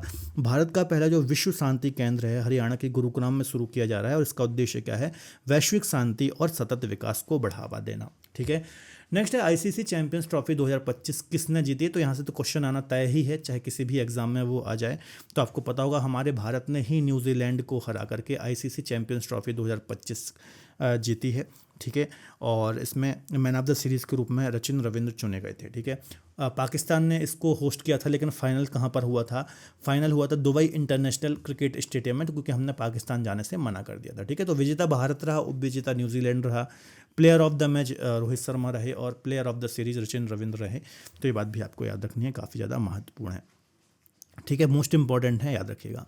चलिए आगे बात कर लेते हैं। ब्रिक्स समूह का 10वां पूर्ण सदस्य कौन बना है? Which country recently become the 10th full member of BRICS group? तो मोस्ट इंपॉर्टेंट क्वेश्चन है, इसका आंसर हो जाएगा इंडोनेशिया। इंडोनेशिया जो है, ठीक है, इंडोनेशिया जो है, याद रखिएगा, ये ब्रिक्स का 10वां पूर्ण सदस्य बना है। ठीक है, याद रखिएगा। और ब्रिक्स की यदि हम बात करें तो 2009, है ना, याद रख लीजिएगा, 2009 में इसकी फाउंडेशन हुई थी, स्थापना हुई थी। और ब्राज़ील, रूस, भारत और चीन, है ना, इन 4 देशों ने, पहले इसको हम बोलते थे ब्रिक, है ना, बाद में इसमें आगे चल करके 2010 में साउथ अफ्रीका ऐड हुआ था, जिसको उसको हम ब्रिक्स बोलने लगे, है ना। तो हर देश की जो पहला लेटर है उसके नाम पर ही इसका नाम रखा गया था, लेकिन वर्तमान में टोटल याद रखिएगा इसमें 10 सदस्य हो गए हैं। 10वां जो सदस्य है वो इंडोनेशिया के रूप में इसमें ऐड हुआ है ना। और नए सदस्य में बात करें तो मिस्र, इथोपिया, ईरान, यूएई और इंडोनेशिया इसमें शामिल हुए हैं रिसेंट में। तो ये बात भी आपको याद रखना है। ठीक है, काफ़ी इंपॉर्टेंट है। नेक्स्ट है, 18वां प्रवासी भारतीय दिवस समारोह 2025 में कहाँ आयोजित किया जा रहा है? वेयर वाज द 18th प्रवासी भारतीय दिवस हेल्ड इन 2025, है ना। तो कहाँ पर इसका आयोजन किया गया? अच्छा क्वेश्चन है। तो भुवनेश्वर में 18वें जो भारतीय प्रवासी दिवस है इसका आयोजन किया गया, आपको याद रखना है, ठीक है, भुवनेश्वर में किया गया। और उड़ीसा की कैपिटल है, तो ये आपको पता ही होगा, हर साल इसका आयोजन किया जाता है, ठीक है। चलिए नेक्स्ट देख लेते हैं, 1 मिनट रुकिएगा बस।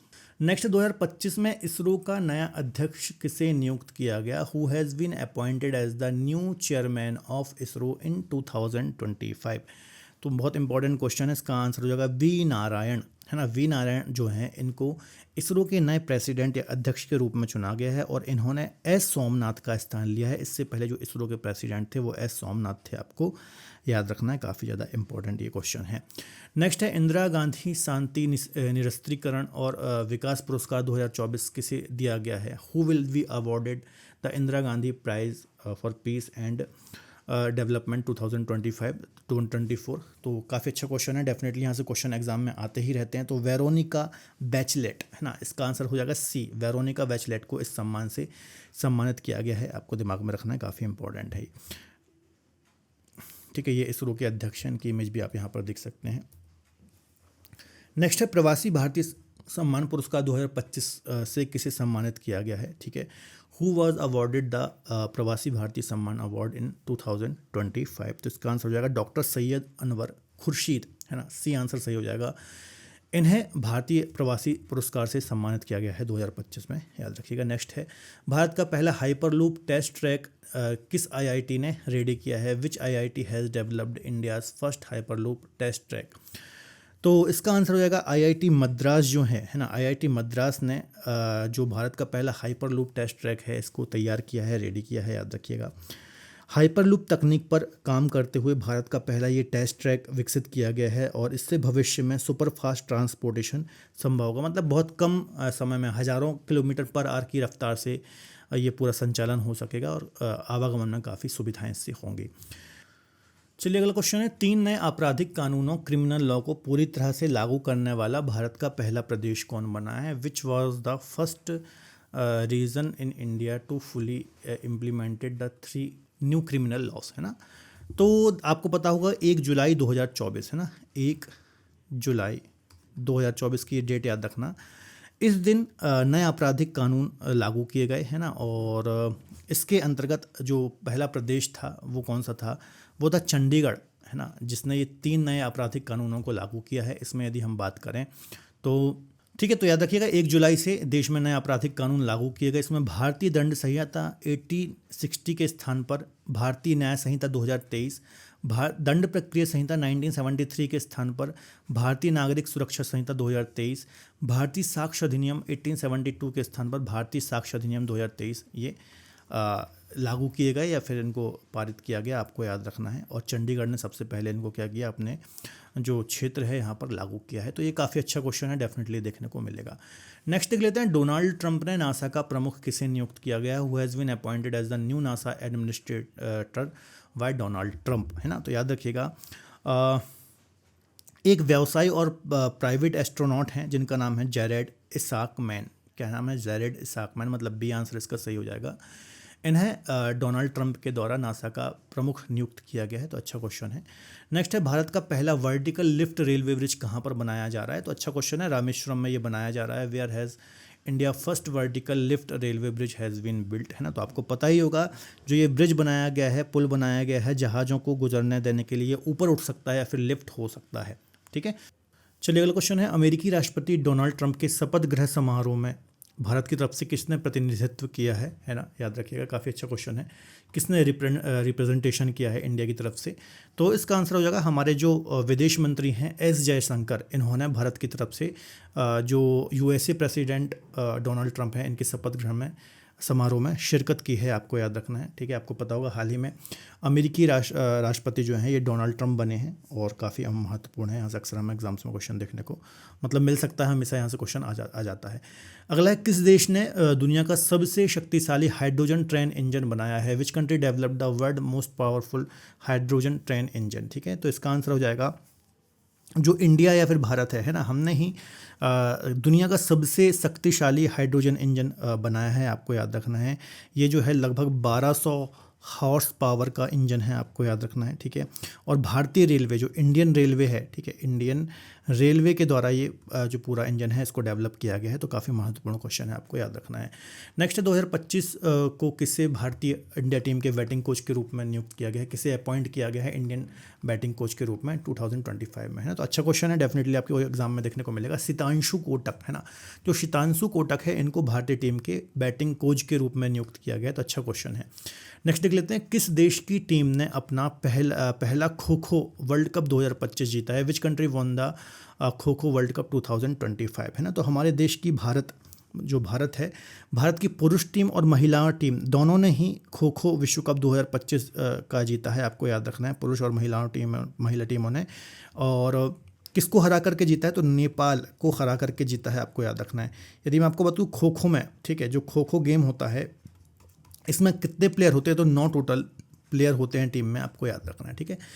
नेक्स्ट है, प्रधानमंत्री मोदी ने सोनमर्ग सुरंग का उद्घाटन कहाँ पर किया है, ठीक है। Where did PM Modi inaugurate the Sonamarg tunnel. तो सिंपल सी बात है, सोनमर्ग ये आपको कहाँ देखने को मिलता है, जम्मू कश्मीर में। तो जम्मू कश्मीर में ही इस टनल का इनॉग्रेशन किया है। लगभग 6.5 किलोमीटर लंबी ये टनल है, आपको याद रखना है। और ये जो सोनमर्ग एक पर्यटन स्थल है, काफ़ी फेमस है ना, तो पर्यटकों के काफ़ी आकर्षण का केंद्र है। और यहाँ पर पर्यटकों को या फिर वहाँ के जो लोकल लोग हैं उनकी कनेक्टिविटी के हिसाब से काफ़ी महत्वपूर्ण ये टनल बताया जा रहा है, आपको याद रखना है, ठीक है। नेक्स्ट देख लेते हैं, विकसित भारत 2047 के लिए युवा शक्ति का दृष्टिकोण पुस्तक का विमोचन किसके द्वारा किया गया है। ये बुक है विकसित भारत 2027, है ना। तो इसका जो विमोचन है वो भी हमारे प्रधानमंत्री नरेंद्र मोदी के द्वारा ही किया गया है, तो याद रखना है, काफ़ी महत्वपूर्ण है, ठीक है। युवाओं के नेतृत्व में भारत के भविष्य की दिशा दर्शाने के लिए एक प्रकार से इसे लॉन्च किया गया है, आपको याद रखना है, ठीक है। नेक्स्ट है, 76वें गणतंत्र दिवस 2025 की थीम क्या थी, ठीक है। 76 रिपब्लिक डे था, इसकी थीम क्या थी।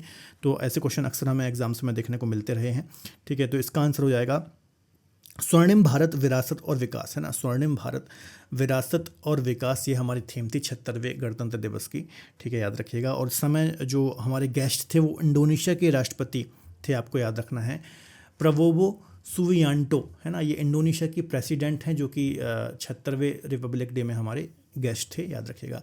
नेक्स्ट है, आईसीसी महिला one day cricketer of the year 2024 का खिताब किसने जीता है ना। ICC women ODI cricketer of the year का 2024 का खिताब किसने जीता है। तो अच्छा क्वेश्चन है, स्मृति मंधाना, है ना। ये कैप्टन भी रही हैं और महान बल्लेबाज भी रही हैं, ठीक है। तो इन्होंने ये खिताब अपने नाम किया है, आपको याद रखना है, काफ़ी महत्वपूर्ण क्वेश्चन है। नेक्स्ट देख लेते हैं, खेलो इंडिया विंटर गेम 2025 का आयोजन कहाँ हुआ है। जो खेलो इंडिया विंटर गेम है ये कहाँ पर कंडक्ट हुए थे 2025 में, याद रखना है, ठीक है। तो देखिए 2 जगहों पर इनका आयोजन किया गया, याद रखिएगा। पहले इनको 23 से 27 जनवरी के बीच में, है ना, इनको लद्दाख में इनका आयोजन किया गया, है ना। और बाद में कुछ मौसम खराबी के चलते इनको थोड़ा सा डिले किया गया और आगे 9 से 12 मार्च, है ना, 9 से 12 मार्च इनको जम्मू और कश्मीर में यहाँ पर इनको किया गया था, है ना, इनका आयोजन किया गया था। तो इसमें चूंकि जम्मू कश्मीर ऑप्शन नहीं है तो यहाँ पर आप लद्दाख इसको लगा सकते हो, आपको याद रखना है। तो 2 चरणों में इनका आयोजन हुआ। पहला चरण था 23 से 27 जनवरी, दूसरा था 9 से 12 मार्च। पहले इनको लेह लद्दाख और फिर जम्मू कश्मीर गुलमर्ग में इनका आयोजन किया गया। तो इंपॉर्टेंट क्वेश्चन है, याद रखिएगा। नेक्स्ट देख लेते हैं, 2025 में किस पूर्व खिलाड़ी को ऑस्ट्रेलिया के हॉल ऑफ फेम में शामिल किया गया। Which former player was inducted into Australian hall of fame, है ना। तो एक काफ़ी अच्छे क्रिकेटर रहे हैं, बैट्समैन रहे हैं ऑस्ट्रेलिया के माइकल क्लार्क, है ना। माइकल क्लार्क को ही हॉल ऑफ फेम में शामिल किया गया है ऑस्ट्रेलिया के, ये बात आपको याद रखना है। पूर्व क्रिकेटर रहे हैं और काफ़ी महान बल्लेबाज भी रहे हैं, आपको याद रखना है ना। कैप्टनसी भी इन्होंने की है ऑस्ट्रेलिया क्रिकेट टीम की। नेक्स्ट है, ग्लोबल फायर पावर इंडेक्स 2025 में भारत कौन से स्थान पर रहा है, ठीक है। What is India's rank in the global fire work index 2025। तो इसका आंसर हो जाएगा 4th, है ना। जो ये इंडेक्स है इसमें भारत की 4थी या फिर 4th स्थान पर भारत रहा है, आपको याद रखना है, काफ़ी इंपॉर्टेंट ये है, ठीक है। और यह सूचकांक दुनिया भर के जो सैन्य शक्ति हैं, सैन्य ताकत है, इसका आकलन करता है। और हमसे बड़ी यदि कोई ताकत है तो सबसे पहले है यूएसए, आपको याद रखना है। सेकंड नंबर पर आती है रशिया या फिर रूस जिसको हम बोलते हैं। थर्ड नंबर पर आता है चीन और फोर्थ नंबर पर आता है हमारा इंडिया, है ना। तो हम फोर्थ सबसे पावरफुल हमारे पास आर्मी है, आपको याद रखना है, ठीक है। नेक्स्ट देख लेते हैं भारत की शीर्ष शतरंज खिलाड़ी कौन बन गए हैं, who has become the India top ranked chess player, है ना। तो विश्वनाथ आनंद को पीछे छोड़ते हुए जो डी शोकेस हैं काफ़ी चर्चाओं में हैं आजकल ये, ठीक है। तो ये भारत के शीर्ष शतरंज खिलाड़ी बने हैं, आपको याद रखना है, काफ़ी इंपॉर्टेंट क्वेश्चन है। नेक्स्ट है सीआरपीएफ के नए महानिदेशक के रूप में किन्हें नियुक्त किया गया है, किनकी अपॉइंटमेंट की गई है। तो इसका आंसर हो जाएगा ज्ञानेंद्र प्रताप सिंह। सी आंसर बिल्कुल सही हो जाएगा। ज्ञानेंद्र प्रताप सिंह को सीआरपीएफ के महानिदेशक के रूप में चुना गया है या फिर इनकी नियुक्ति की गई है, याद रखिएगा, ठीक है। नेक्स्ट है किस राज्य और यूनियन टेरिटरी की झांकी को गणतंत्र दिवस की परेड में सबसे अच्छी झांकी का या फिर सर्वश्रेष्ठ झांकी का पुरस्कार मिला है, आपको याद रखना है, ठीक है। तो इसका आंसर हो जाएगा, आंसर इसमें गलती से लगा रह गया है ना, उत्तर प्रदेश इसका आंसर हो जाएगा, ठीक है। तो उत्तर प्रदेश की झांकी को सबसे सर्वोत्तम झांकी का अवार्ड मिला है, याद रखिएगा, ऐसे क्वेश्चन अक्सर एग्जाम में आते हैं। नेक्स्ट है किस देश के क्रिकेटर तमीम इकबाल ने अंतर्राष्ट्रीय क्रिकेट से संन्यास ले लिया, ठीक है। तो अच्छा क्वेश्चन है, ऐसे क्वेश्चन भी एग्जाम में आ जाते हैं। तो बांग्लादेश के प्लेयर हैं तमीम इकबाल, ठीक है, जिन्होंने हाल ही में अंतर्राष्ट्रीय क्रिकेट से संन्यास लिया है, इनको आप देख सकते हैं, ठीक है। 2025 में ही इन्होंने संन्यास लिया है। नेक्स्ट है 2025 में पहला हिंदी प्रमाण पत्र पाठ्यक्रम किस देश ने शुरू किया है, which country launched it's first Indian certificate course in 2025। तो इसका सही आंसर हो जाएगा श्रीलंका, हमारा ही पड़ोसी एक देश है, ठीक है। तो इन्होंने ही पहला हिंदी प्रमाण पत्र पाठ्यक्रम शुरू किया है, आपको याद रखना है, ठीक है। तो काफ़ी अच्छा क्वेश्चन है, डेफिनेटली आपको देखना पड़ेगा। ये जो इन्होंने पूरा काम किया है ये विश्व हिंदी दिवस के अवसर पर किया है और भारत श्रीलंका हिंदी सम्मेलन के दौरान कोलंबो में इस पूरे पाठ्यक्रम का शुभारंभ किया गया। तो ये बात भी आपको याद रखनी है। नेक्स्ट देख लेते हैं 27वां अंतर्राष्ट्रीय कांच कांग्रेस 2025 का आयोजन कहाँ पर किया गया है ना, इंटरनेशनल ग्लास कांग्रेस 2025। तो इसका आंसर हो जाएगा कोलकाता, है ना, कोलकाता में। सी आंसर हो जाएगा कोलकाता, पश्चिम बंगाल में 27वें अंतर्राष्ट्रीय कांच कांग्रेस 2025 का आयोजन किया गया, आपको याद रखना है। तो कांच निर्माण, इसके अलावा उसकी डिज़ाइन, वैश्विक नवाचार, इसको बढ़ावा देने के उद्देश्य से ये पूरा जो प्रतिष्ठित सम्मेलन था इसका आयोजन कोलकाता में किया गया है, याद रखेगा। नेक्स्ट 2025 को किसने 5वीं बार विजय हजारे ट्रॉफी जीती है, विच team won the Vijay Hazare trophy for 5th time in 2025। तो अच्छा क्वेश्चन है, इसका आंसर हो जाएगा कर्नाटका। कर्नाटका ने विदर्भ को हरा करके विजय हजारे ट्रॉफी 2025 अपने नाम की है और विदर्भ को इन्होंने 36 रन से हराया। अभी हमने रणजी ट्रॉफी डिस्कस की थी, रणजी ट्रॉफी किसने जीती है, तो रणजी ट्रॉफी विदर्भ ने अपने नाम की है। तो ये बात भी आपको याद रखना है। नेक्स्ट देख लेते हैं किस राज्य ने पहला ग्रीन बजट प्रस्तुत किया है, in which state was the first green budget presented, ठीक है। तो इसका आंसर हो जाएगा जो पहला ग्रीन बजट है ये राजस्थान सरकार ने पेश किया है, काफ़ी अच्छा है। तो देखिए हरित ऊर्जा, टिकाऊ कृषि, चक्रीय अर्थव्यवस्था, इसके अलावा जलवायु परिवर्तन को अनुकूल बनाना, वन संरक्षण को बढ़ावा देना, इन सब चीज़ों को ध्यान में रखते हुए जो राजस्थान सरकार है इन्होंने अपना पहला ग्रीन बजट रेडी किया है, तैयार किया है। काफ़ी इंपॉर्टेंट क्वेश्चन है। नेक्स्ट देख लेते हैं अंतर्राष्ट्रीय योग दिवस 2025 की थीम क्या है, what is the theme of international yoga day 2025, है ना। तो एक पृथ्वी एक स्वास्थ्य के लिए योग, है ना, एक पृथ्वी एक स्वास्थ्य के लिए योग इस बार की ये थीम है। तो काफ़ी महत्वपूर्ण है, आपको याद रखना है। बाकी 21 जून को हम हर साल योगा दिवस के रूप में सेलिब्रेट करते हैं, योग डे के रूप में सेलिब्रेट करते हैं। तो ये बात भी आपको याद रखना है। नेक्स्ट 2024 में आईपीओ के जरिए सबसे ज़्यादा फंड जुटाने वाला देश कौन सा बन गया है, ठीक है। तो भारत जो है ये चीन और यूएसए जैसे देशों को पछाड़ते हुए, जापान जैसे देशों को पछाड़ते हुए एक दिन में सबसे ज़्यादा एक वर्ष में सबसे ज़्यादा आईपीओ के जरिए फंड जुटाने वाला है ना। इनिशियल पब्लिक ऑफरिंग इसका फुल फॉर्म होता है। जब भी कोई नई कंपनी शेयर मार्केट में लिस्ट होती है तो उसका सबसे पहले आईपीओ आता है और आईपीओ के जरिए वो पब्लिक से फंड रेज करती है, आपको पता होना चाहिए, ठीक है। तो 2024 में सबसे ज़्यादा आईपीओ के जरिए फंड जुटाने वाला देश भारत बन गया है, आपको याद रखना है। काफ़ी महत्वपूर्ण देश है, ठीक है। और बड़े बड़े देशों को भारत ने पीछे छोड़ दिया है। नेक्स्ट देख लेते हैं भारत का पहला एनालॉग स्पेस मिशन कहाँ पर लॉन्च किया गया है, ठीक है। तो ये लेह लद्दाख में स्टार्ट किया गया है, काफ़ी इंपॉर्टेंट है। देखिए ये होता क्या है इसको समझ लीजिए। यह मिशन भारतीय अंतरिक्ष अनुसंधान संगठन जो इसरो है इसके द्वारा स्टार्ट किया गया है। और एनालॉग स्पेस मिशन का जो मुख्य उद्देश्य होता है भविष्य में जैसे कि चंद्रमा, मंगल पे जो मानव मिशन भेजने हैं, ठीक है, ऐसे अक्सर बात चलती है कि हम अदर प्लैनेट पर मानव को भेजेंगे, उनका निवास वहाँ पर कराएंगे, ठीक है। तो इसके लिए पहले से तैयारी करना और इस मिशन के तहत अंतरिक्ष यात्री एक अनुकरण अंतरिक्ष वातावरण में रहते हैं और तो एक प्रकार से प्रयोग करते हैं। मतलब इस प्रकार का वातावरण क्रिएट किया जाता है पृथ्वी पर ही कि आप जैसे किसी अदर प्लेनेट पर रह रहे हो, तो ये सारी चीज़ें तकनीकें सीखी जाती हैं। इसको ही हम क्या बोलते हैं, एनालॉग स्पेस मिशन। तो आपको याद रखना है, ठीक है। नेक्स्ट देख लेते हैं, वनडे इंटरनेशनल क्रिकेट में सबसे तेज 14,000 रन बनाने वाले खिलाड़ी कौन है। तो आपको पता ही होगा, विराट कोहली जो है, इन्होंने सबसे कम मैचों में 14,000 रन बनाने का रिकॉर्ड अपने नाम किया है, मात्र 287वीं पारी में, है ना। और किसके खिलाफ, पाकिस्तान के खिलाफ, याद रखना, पाकिस्तान के खिलाफ 287वीं पारी में इन्होंने यह कारनामा किया है, याद रखिएगा। नेक्स्ट है, कॉलिन्स डिक्शनरी द्वारा 2024 में वर्ल्ड ऑफ द ईयर किस शब्द को चुना गया है, ठीक है। तो ब्रेट नाम का ये वर्ड शब्द है, ठीक है, जिसको इस शब्द को, है ना, इसको हम बोलते हैं ब्रेट, याद रखना, ब्रेट, है ना। तो इसको ही इस शब्द के रूप में चुना गया है, काफ़ी महत्वपूर्ण है, याद रखिएगा, ठीक है। नेक्स्ट देख लेते हैं, किस भारतीय हवाई अड्डे ने सर्वश्रेष्ठ सुरक्षा परिषद का अवार्ड, सुरक्षा पुरस्कार जीता है, सर्वश्रेष्ठ सुरक्षा पुरस्कार जीता है, जो कि सेफ्टी में सबसे ऊपर है। तो इसका आंसर हो जाएगा मोपा एयरपोर्ट, गोवा, है ना। जो गोवा का एयरपोर्ट है मोपा, इसने ही सर्वश्रेष्ठ सुरक्षा पुरस्कार का जो पुरस्कार है अपने नाम किया है, याद रखिएगा, काफ़ी ज़्यादा महत्वपूर्ण है। नेक्स्ट देख लेते हैं, किस राज्य के मुख्यमंत्री ने हो भाषा को संविधान की 8वीं अनुसूची में शामिल किया है ना। तो 22 भाषाएं टोटल हमारी 8वीं अनुसूची 8th शेड्यूल में देखने को मिल जाती हैं, ठीक है। तो इसके अंतर्गत यदि हम बात करें तो असम के जो मुख्यमंत्री हैं हेमंत विश्व शर्मा, इन्होंने ही ऐसा बोला था, ऐसी मांग की कि हो भाषा जो है, ठीक है, इसको शामिल किया जाना चाहिए। यदि हो भाषा की यदि हम बात करें तो झारखंड, पश्चिम बंगाल, छत्तीसगढ़, असम, उड़ीसा, ये जो आदिवासी बहुल्य क्षेत्र हैं, है ना, यहाँ पर आदिवासियों के द्वारा बोली जाने वाली एक लैंग्वेज है ना, आदिवासी समुदाय के द्वारा बोली जाने वाली लैंग्वेज है, आपको याद रखना है, जिसको 8वीं सूची में शामिल करने की बात की जा रही है। नेक्स्ट देख लेते हैं, 2025 में सबसे महंगा पासपोर्ट किस देश का घोषित हुआ है, सबसे एक्सपेंसिव पासपोर्ट किस देश का घोषित हुआ है। तो इसका आंसर सही हो जाएगा टर्की या फिर तुर्की, है ना। तुर्की देश का पासपोर्ट सबसे एक्सपेंसिव घोषित हुआ है, मतलब इस देश का पासपोर्ट लेने के लिए आपको $309 की राशि चुकानी होगी, है ना। सेकंड नंबर पर लिechtenstein है, ऑस्ट्रेलिया है ना, फिर मैक्सिको है। तो इस प्रकार से है, आपको याद रखना है। नेक्स्ट है, अंतर्राष्ट्रीय सौर गठबंधन इंटरनेशनल सोलर अलायंस का नया प्रेसिडेंट या फिर अध्यक्ष किसे चुना गया है। तो काफ़ी अच्छा क्वेश्चन है, डेफिनेटली आपके अपकमिंग एग्जाम में देखने को मिलेगा, ठीक है।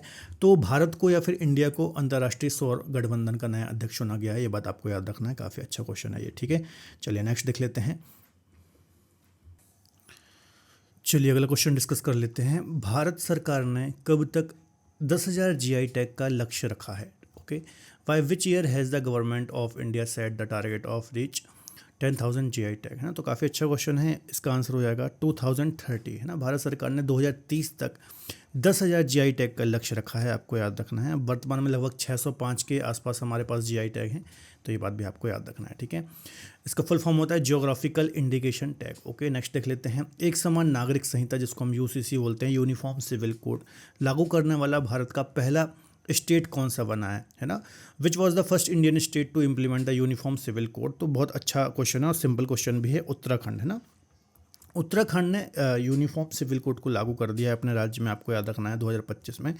और यदि ऐसा क्वेश्चन आ जाए, है ना, जो कि यहाँ से पॉलिटी का क्वेश्चन भी बन सकता है कि किस आर्टिकल में यूनिफॉर्म सिविल कोड की बात की गई है, तो आर्टिकल जो 44 है ना, DPSP के अंतर्गत राज्य के नीति निर्देशक तत्व, है ना, आर्टिकल 35 से 51 के बीच में है, यहाँ पर ही आपको ये देखने को मिलता है आर्टिकल 44 के अंतर्गत, है ना। देखिए, यूनिफॉर्म सिविल कोड का मतलब होता है कि जितने भी नागरिक हैं हमारे देश में, सबके लिए समान कानून, है ना। हमारे देश में आपराधिक कानून तो सबके लिए सेम है, लेकिन जो सिविल मामले होते हैं, जैसे कि तलाक से संबंधित, है ना, ज़मीन जायदाद से संबंधित, सबके लिए अलग अलग है धर्म के अनुसार, है ना। तो इनका भी एक होना, इसको हम UCC बोलते हैं, शॉर्ट में मैंने आपको समझाने की कोशिश की है। चलिए अगला क्वेश्चन है, 2025 में ऑस्ट्रेलियन ओपन पुरुष और महिला एकल खिताब किसने अपने नाम किया है। Who won the men's and women's single title at 2025 Australian open. तो इसका आंसर हो जाएगा यानिक सिनर और मेडिसन कीस। ये आंसर बिल्कुल सही हो जाएगा। इन्होंने 2025 का ऑस्ट्रेलियन ओपन, जो कि एक ग्रैंड स्लैम है, इन्होंने अपने नाम किया है। नेक्स्ट देख लेते हैं, कौन सी राज्य सरकार अपना स्वयं का उपग्रह लॉन्च करने वाली है, और इस उपग्रह का नाम क्या है, असम सैट, है ना। Which state government is set to launch its own satellite, है ना। तो काफ़ी अच्छा क्वेश्चन है, डेफिनेटली आपके अपकमिंग एग्जाम्स में देखने को मिलेगा। जो असम की सरकार है ना, इसके नाम पर ही इस उपग्रह का नाम है असम सैट। ये सरकार अपना खुद का एक सैटेलाइट लॉन्च करेगी, है ना। इसका उद्देश्य क्या है, तो कृषि, आपदा प्रबंधन, है ना, डिजास्टर मैनेजमेंट, बुनियादी ढांचे जो हैं, बेसिक स्ट्रक्चर जो हैं, इसके विकास और सुरक्षा में योगदान देना, और उपग्रह जो है ये लॉन्च करेंगे ये इसरो की सहायता से, है ना, जो हमारी स्पेस एजेंसी है, इंडियन स्पेस रिसर्च ऑर्गेनाइजेशन, तो इनकी सहायता से पूरा जो स्पेस मिशन है ये लॉन्च किया जाएगा। नेक्स्ट देख लेते हैं, यूनेस्को द्वारा वेटलैंड सिटी के रूप में इंदौर के किस अन्य शहर को मान्यता दी गई है ना। तो अच्छा क्वेश्चन है, डेफिनेटली आपको यहाँ से क्वेश्चन देखने को मिलेगा, किसको रिकॉग्नाइज किया गया है। तो इसका आंसर हो जाएगा बी, है ना, उदयपुर को।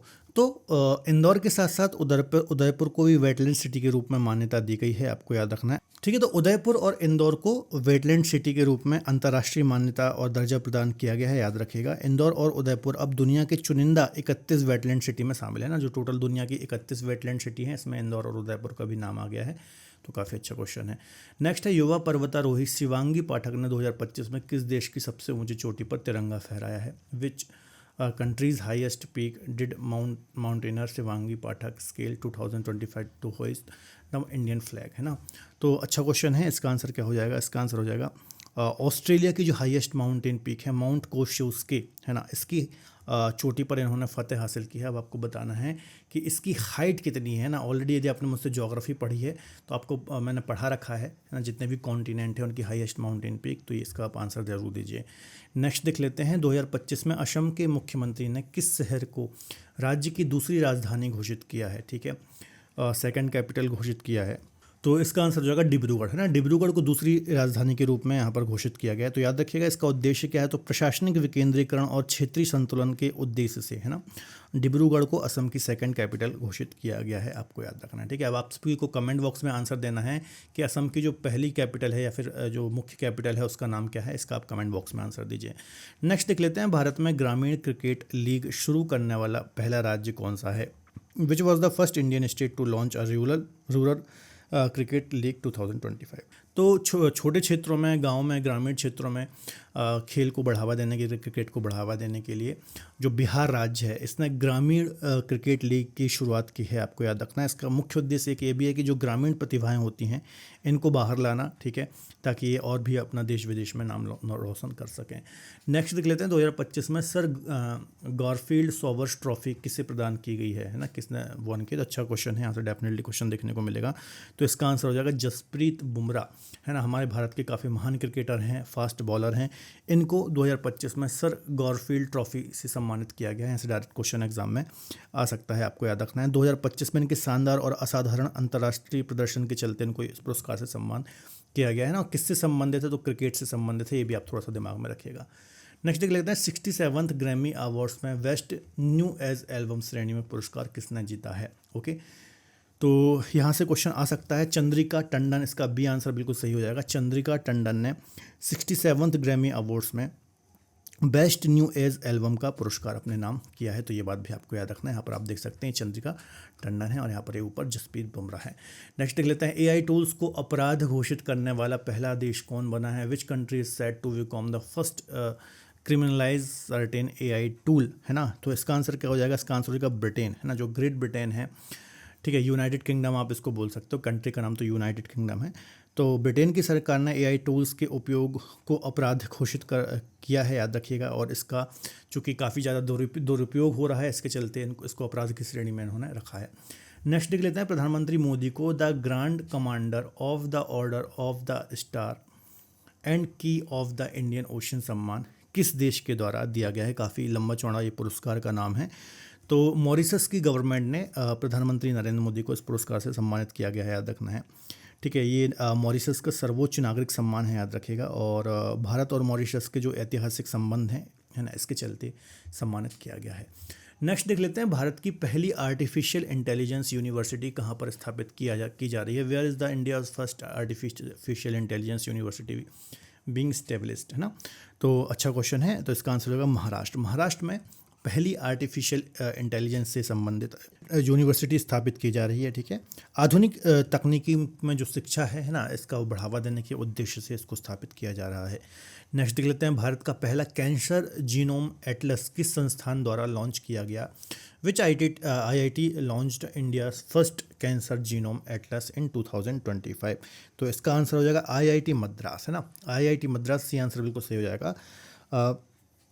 कैंसर अनुसंधान में नवाचार को बढ़ावा देने के लिए है ना, आईआईटी मद्रास ने भारत का पहला कैंसर जीनोम एटलस लॉन्च किया है और इसका मुख्य उद्देश्य कैंसर अनुसंधान को बढ़ाना है और कैंसर के जीनोम परिदृश्य को समझना है और कैंसर के निदान के उपचार में सुधार करना है ना, मतलब कैंसर से संबंधित अनुसंधान करना, इसमें और रिसर्च को बढ़ावा देना, इसके उपचार को अच्छे से अच्छा करना, यही इसका उद्देश्य है, आपको याद रखना है। ओके, चलिए नेक्स्ट देख लेते हैं। अगला क्वेश्चन है, डोंगरी भाषा के लिए साहित्य अकादमी पुरस्कार 2024 से किसे सम्मानित किया गया? हु वाज अवॉर्डेड द साहित्य अकादमी अवार्ड 2025 फॉर डोंगरी लैंग्वेज? तो इसका आंसर हो जाएगा चमन अरोड़ा, है ना, इसका आंसर हो जाएगा चमन अरोड़ा। बी आंसर बिल्कुल सही हो जाएगा। चमन अरोड़ा जी को साहित्य अकादमी पुरस्कार 2024 में डोगरी भाषा के लिए उनके साहित्यिक योगदान के चलते सम्मानित किया गया है। ठीक है, नेक्स्ट देख लेते हैं, भारत का तीसरा सबसे मूल्यवान ब्रांड कौन सा बन गया है? तो अच्छा क्वेश्चन है, आपके डेफिनेटली अपकमिंग एग्जाम्स में देखने को मिलेगा। Which company has become India's third most valuable brand recently? तो इसका आंसर हो जाएगा सी, है ना। अमूल एक डेयरी प्रोडक्ट बनाती है ना, दूध बेचती है ना, इसके अलावा बटर वगैरह, घी वगैरह, ये सारी चीज़ें बेचती है, काफ़ी महत्वपूर्ण कंपनी है। ठीक है, तो अमूल को तीसरा सबसे मूल्यवान ब्रांड घोषित किया गया है, आपको याद रखना है। और यहाँ पर यदि आप फर्स्ट नंबर की बात करें तो यहाँ पर अमेज़ॉन है ना, अमेज़ॉन है इंडिया में। सेकंड की बात करें तो ये फ्लिपकार्ट है ना, फ्लिपकार्ट कंपनी है, ये ई कॉमर्स साइट है, आपको पता है। और जो अमूल है ये एक प्रकार की FMCG कंपनी है, आपको याद रखना है। ठीक है, तो you government India value rating 2025 में उसने तीसरा स्थान हासिल किया है और यह शीर्ष 3 स्थान पाने वाला एकमात्र FMCG है ना, FMCG कंपनी है, याद रखिएगा। ठीक है, नेक्स्ट डिस्कस कर लेते हैं। 2025 को 38वें राष्ट्रीय खेलों में किस पुरुष कबड्डी टीम ने टाइटल जीता है? Which men's kabaddi team won the title at 38th national game in 2025? तो इसका आंसर हो जाएगा उत्तर प्रदेश की जो कबड्डी टीम है, इन्होंने पुरुष कबड्डी टीम जो थी, इन्होंने राष्ट्रीय खेलों में टाइटल जीता है, आपको याद रखना है। ठीक है, और राष्ट्रीय खेलों की यदि हम बात करें तो जो 38वें राष्ट्रीय खेल थे, इसका आयोजन कहाँ पर हुआ? तो यहाँ से भी क्वेश्चन आ सकता है। उत्तराखंड राज्य में इसका आयोजन हुआ, आपको याद रखना है। और यहाँ पर और थोड़ा हम डिटेल डिस्कस कर लेते हैं। जैसे कि देखिए, ये 38वें खेल थे, तो यहाँ से क्वेश्चन आ सकता है कौन सा ये संस्करण था। 28 जनवरी से 14 फरवरी तक ये उत्तराखंड राज्य में इनका आयोजन हुआ है ना, तो उत्तराखंड राज्य यहाँ से क्वेश्चन आ सकता है। कौन से गेम थे, यहाँ से क्वेश्चन आ सकता है। शुभंकर क्या था? तो खेलों का शुभंकर था मौली, है ना, एक प्रकार का ये पक्षी होता है, ये इसका एक शुभंकर था, मैस्कॉट था, याद रखना है, जो उत्तराखंड का एक राज्य पक्षी मोनाल से प्रेरित है। ठीक है, प्रदर्शनकर्ता की बात करें तो सेवा खेल नियंत्रण बोर्ड इसका पहला स्थान रहा, सेकंड पर महाराष्ट्र रहा, थर्ड पर हरियाणा रहा। ठीक है, इसके अलावा जो नेक्स्ट राष्ट्रीय खेल होंगे 39वें नंबर के, ये कहाँ पर होंगे? तो ये मेघालय में आयोजित होंगे, तो ये भी काफ़ी इंपॉर्टेंट पॉइंट है, ये भी थोड़ा सा नोट डाउन करके रखिएगा। ओके, चलिए नेक्स्ट देख लेते हैं। अमेरिका के बाद अब किस देश ने WHO से बाहर निकलने का निर्णय लिया है? After the USA which country has now decided to exit the WHO? तो इसका आंसर हो जाएगा अर्जेंटीना। अर्जेंटीना ने WHO से बाहर निकलने की बात करी है, याद रखना है। ठीक है, स्वास्थ्य नीतियों में सहमति के चलते, ठीक है, अर्जेंटीना 2025 में WHO से हटने की यहाँ पर मांग की है, तो ये बात आपको याद रखना है। नेक्स्ट देख लेते हैं, 2025 में किस कंपनी ने अपना नाम बदल करके इटर्नल रखा है? तो अच्छा क्वेश्चन है। तो जोमेटो है ना, एक फूड डिलीवरी कंपनी है, आप जानते ही होंगे, इसने अपना नाम चेंज कर दिया है और इटर्नल रख दिया है, आपको याद रखना है। नेक्स्ट देख लेते हैं, अगला क्वेश्चन है 2025 में RBI ने रेपो रेट में कितने प्रतिशत की कटौती की है, कितने परसेंट का कट किया है? तो 0.25% का कट किया है RBI ने अपने रेपो रेट में। ठीक है, नेक्स्ट देख लेते हैं, बिम्स्टेक युवा शिखर सम्मेलन 2025 में मेजबानी किस शहर ने की है? Which city hosted the BIMSTEC youth summit in 2025? तो इसका आंसर हो जाएगा गांधीनगर, गुजरात, है ना। इसने बिम्स्टेक युवा शिखर सम्मेलन 2025 की मेज़बानी की है, आपको याद रखना है। ठीक है, और काफ़ी अच्छा क्वेश्चन है, अब देखने को मिलेगा। नेक्स्ट देख लेते हैं, 2025 में किस देश के वैज्ञानिकों ने IVF तकनीक का उपयोग करके पहली बार कंगारू भ्रूण बनाया है? ठीक है, तो इसका आंसर हो जाएगा ऑस्ट्रेलिया। ऑस्ट्रेलिया ने पहली बार IVF तकनीक का यूज़ करके पहली बार कंगारू जो भ्रूण है इसको डेवलप किया है, याद रखना है। नेक्स्ट देख लेते हैं, 2025 में फीफा ने किस देश के फुटबॉल महासंघ को निलंबित किया है? Which countries football federation was suspended by FIFA in 2025? तो हमारा ही पड़ोसी है पाकिस्तान, इसको फीफा के द्वारा फुटबॉल महासंघ से निलंबित किया गया है। आपको पता होगा फीफा जो है फुटबॉल के संबंध में एक सर्वोच्च निकाय है, संस्था है। ठीक है, तो पाकिस्तान को फीफा के ने प्रशासनिक हस्तक्षेप और नियम उल्लंघन के चलते इसको बाहर का रास्ता दिखाया है, आपको याद रखना है। नेक्स्ट देख लेते हैं, 2025 में किस राज्य की पर्वतारोही निशा यादव ने माउंट किलिमंजारो, जो कि अफ्रीका कॉन्टिनेंट की हाईएस्ट माउंटेन पीक है, इस पर फतह हासिल की है या फिर क्लाइंबिंग की है?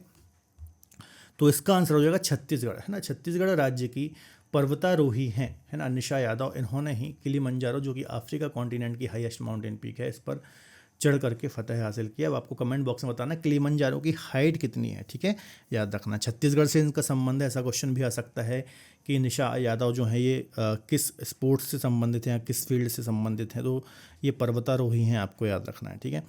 नेक्स्ट देख लेते हैं, ओलंपिक ई स्पोर्ट गेम्स 2027 का आयोजन कहाँ पर किया जाएगा? तो इसका आंसर हो जाएगा सऊदी अरब, है ना। इसका आंसर क्या हो जाएगा? सऊदी अरब, रियाद सऊदी अरब में इसका आयोजन किया जाएगा। ओलंपिक ई स्पोर्ट्स गेम का जो पहला संस्करण है ये 2027 में होगा, ठीक है, याद रखना है। और ओलंपिक मूवमेंट मतलब ई स्पोर्ट्स की दुनिया और ओलंपिक मूवमेंट दोनों ही एक साथ जो ये आयोजन है, ये एक ऐतिहासिक आयोजन होगा और 2027 में सऊदी अरब के रियाद में इसका आयोजन किया जाएगा, आपको याद रखना है, ठीक है। नेक्स्ट देख लेते हैं, 2025 में सेवी ने कौन सा नया डिजिटल प्लेटफॉर्म लॉन्च किया है, ठीक है। तो अच्छा क्वेश्चन है, इसका आंसर हो जाएगा मित्रा, है ना। मित्रा नाम का एक पोर्टल या फिर प्लेटफॉर्म लॉन्च किया है सेवी ने, आपको याद रखना है। इसका उद्देश्य क्या है?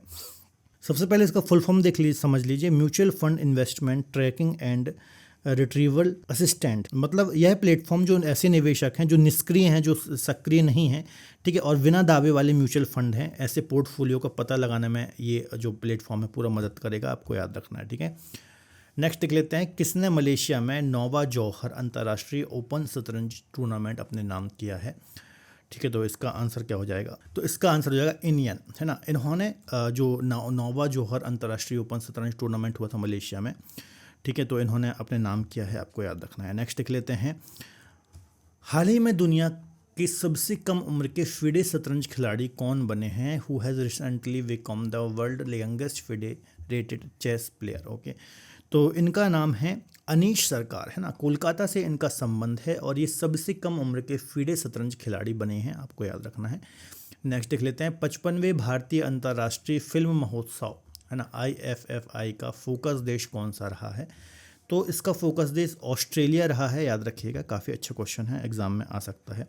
फोकस कंट्री के रूप में इसको घोषित किया गया है। नेक्स्ट है, भारत की पहली सेमीकंडक्टर नीति किस राज्य ने लॉन्च की है या फिर स्टार्ट की है या फिर शुरू की है?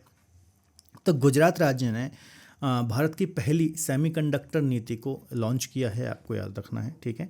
और अपनी खुद की सेमीकंडक्टर इसने नीति की वो स्टार्ट किया है, याद रखिएगा। नेक्स्ट देख लेते हैं, भारतीय खेल सम्मान 2024 में कोच ऑफ द ईयर का पुरस्कार किसे दिया गया है ना।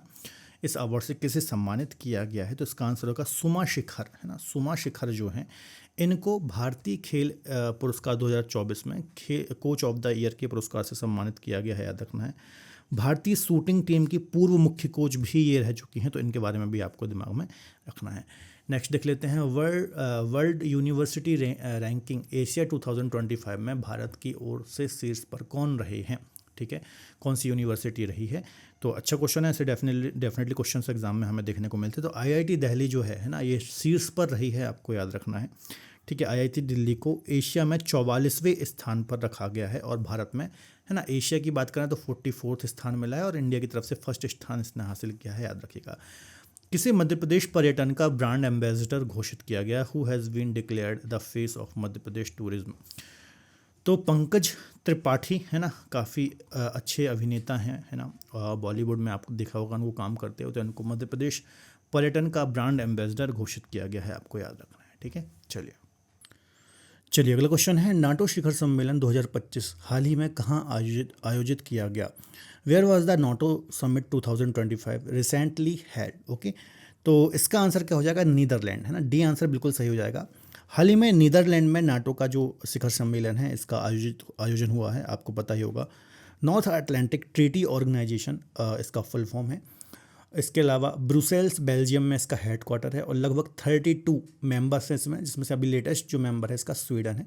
याद रखिएगा, अक्सर न्यूज़ में रहता है, यहाँ से क्वेश्चन आने की संभावना भी काफ़ी होती है। नेक्स्ट देख लेते हैं, भारत का पहला तितली अभ्यारण्य हाल ही में किस राज्य में स्थापित किया गया है? In which state was India's first butterfly century recently establish, है ना। तो अभी हाल ही में जून महीने में ही ये स्थापित हुआ है, तो इसके बारे में आपको याद रखना है। तो केरल का जो कुन्नूर जिला है ना, केरल के कुन्नूर जिले के अंतर्गत जो आरलम तितली अभ्यारण्य है, या फिर जिसको हम बोलते हैं आरलम वन्यजीव अभ्यारण्य, इसका नाम चेंज करके आरलम तितली अभ्यारण्य कर दिया गया है, याद रखना है। यहाँ पर तितलियों का संरक्षण किया जाएगा, या फिर इसके लिए एक अग्रणी कदम उठाया गया है, याद रखना है। वेस्टर्न घाट के अंतर्गत या फिर पश्चिमी घाट के अंतर्गत ये हमें देखने को मिलता है, ठीक है। हमारे प्रायद्वीपीय भारत में यहाँ पर आपको पता होगा वेस्टर्न घाट माउंटेन है, यहाँ पर ही ये हमें केरल राज्य में देखने को मिलता है। नेक्स्ट देख लेते हैं, आरबीआई का नया गवर्नर किसे नियुक्त किया गया है? Who has been appointed as the new RBI governor? तो मोस्ट इंपॉर्टेंट पॉइंट है, इसका आंसर हो जाएगा संजय मल्होत्रा, है ना। संजय मल्होत्रा को आरबीआई का गवर्नर नियुक्त किया गया है, आपको याद रखना है। और ये आरबीआई के 26 नंबर के या फिर 26वें नंबर के गवर्नर हैं, आपको याद रखना है, ठीक है। आरबीआई के बारे में आपको पता ही होगा, बैंकों का बैंक कहा जाता है, ठीक है। नेक्स्ट देख लेते हैं, घरेलू उड़ानों में इन फ्लाइट्स वाईफाई इंटरनेट सेवा शुरू करने वाला है पहली भारतीय एयरलाइंस कौन सी बनी है? Which was the first Indian airline to offer in flight WiFi internet service, है ना।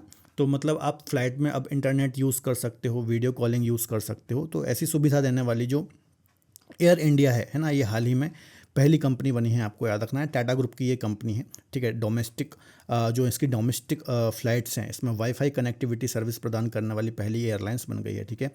अब आप इन फ्लाइट में फ़ोन कॉल कर सकते हो, मैसेज भेज सकते हो, इंटरनेट की सर्फिंग कर सकते हो, तो ये सभी सुविधाएं आपको अब मिलने वाली हैं। इसके अलावा हाल ही में एयर इंडिया काफ़ी ज़्यादा सुर्खियों में था, क्योंकि आपको पता होगा अहमदाबाद में प्लेन क्रैश हो गया था इसके चलते, ठीक है। ये काफ़ी ज़्यादा सुर्खियों में रहा था, तो यहाँ से क्वेश्चन आने की संभावना भी ज़्यादा है। अगला देख लेते हैं, भारत का पहला समुद्र पर बना ग्लास ब्रिज कहाँ उद्घाटित किया गया है?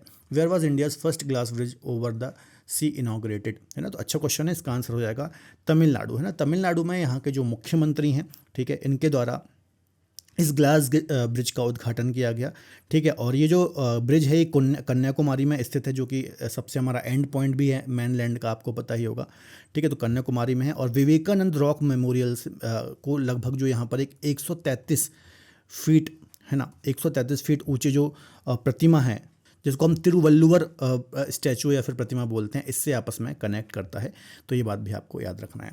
नेक्स्ट देख लेते हैं, जनवरी 2025 में संतोष ट्रॉफी किसने जीते है? Who won the Santosh trophy in January 2025? तो अच्छा क्वेश्चन है, ऐसे क्वेश्चन अक्सर हमें एग्जाम में देखने को मिलते हैं। इसका आंसर जाएगा वेस्ट बंगाल। वेस्ट बंगाल ने केरल को हरा करके, याद रखना है, 2025 के जो संतोष ट्रॉफी है इस पर अपना कब्जा किया है।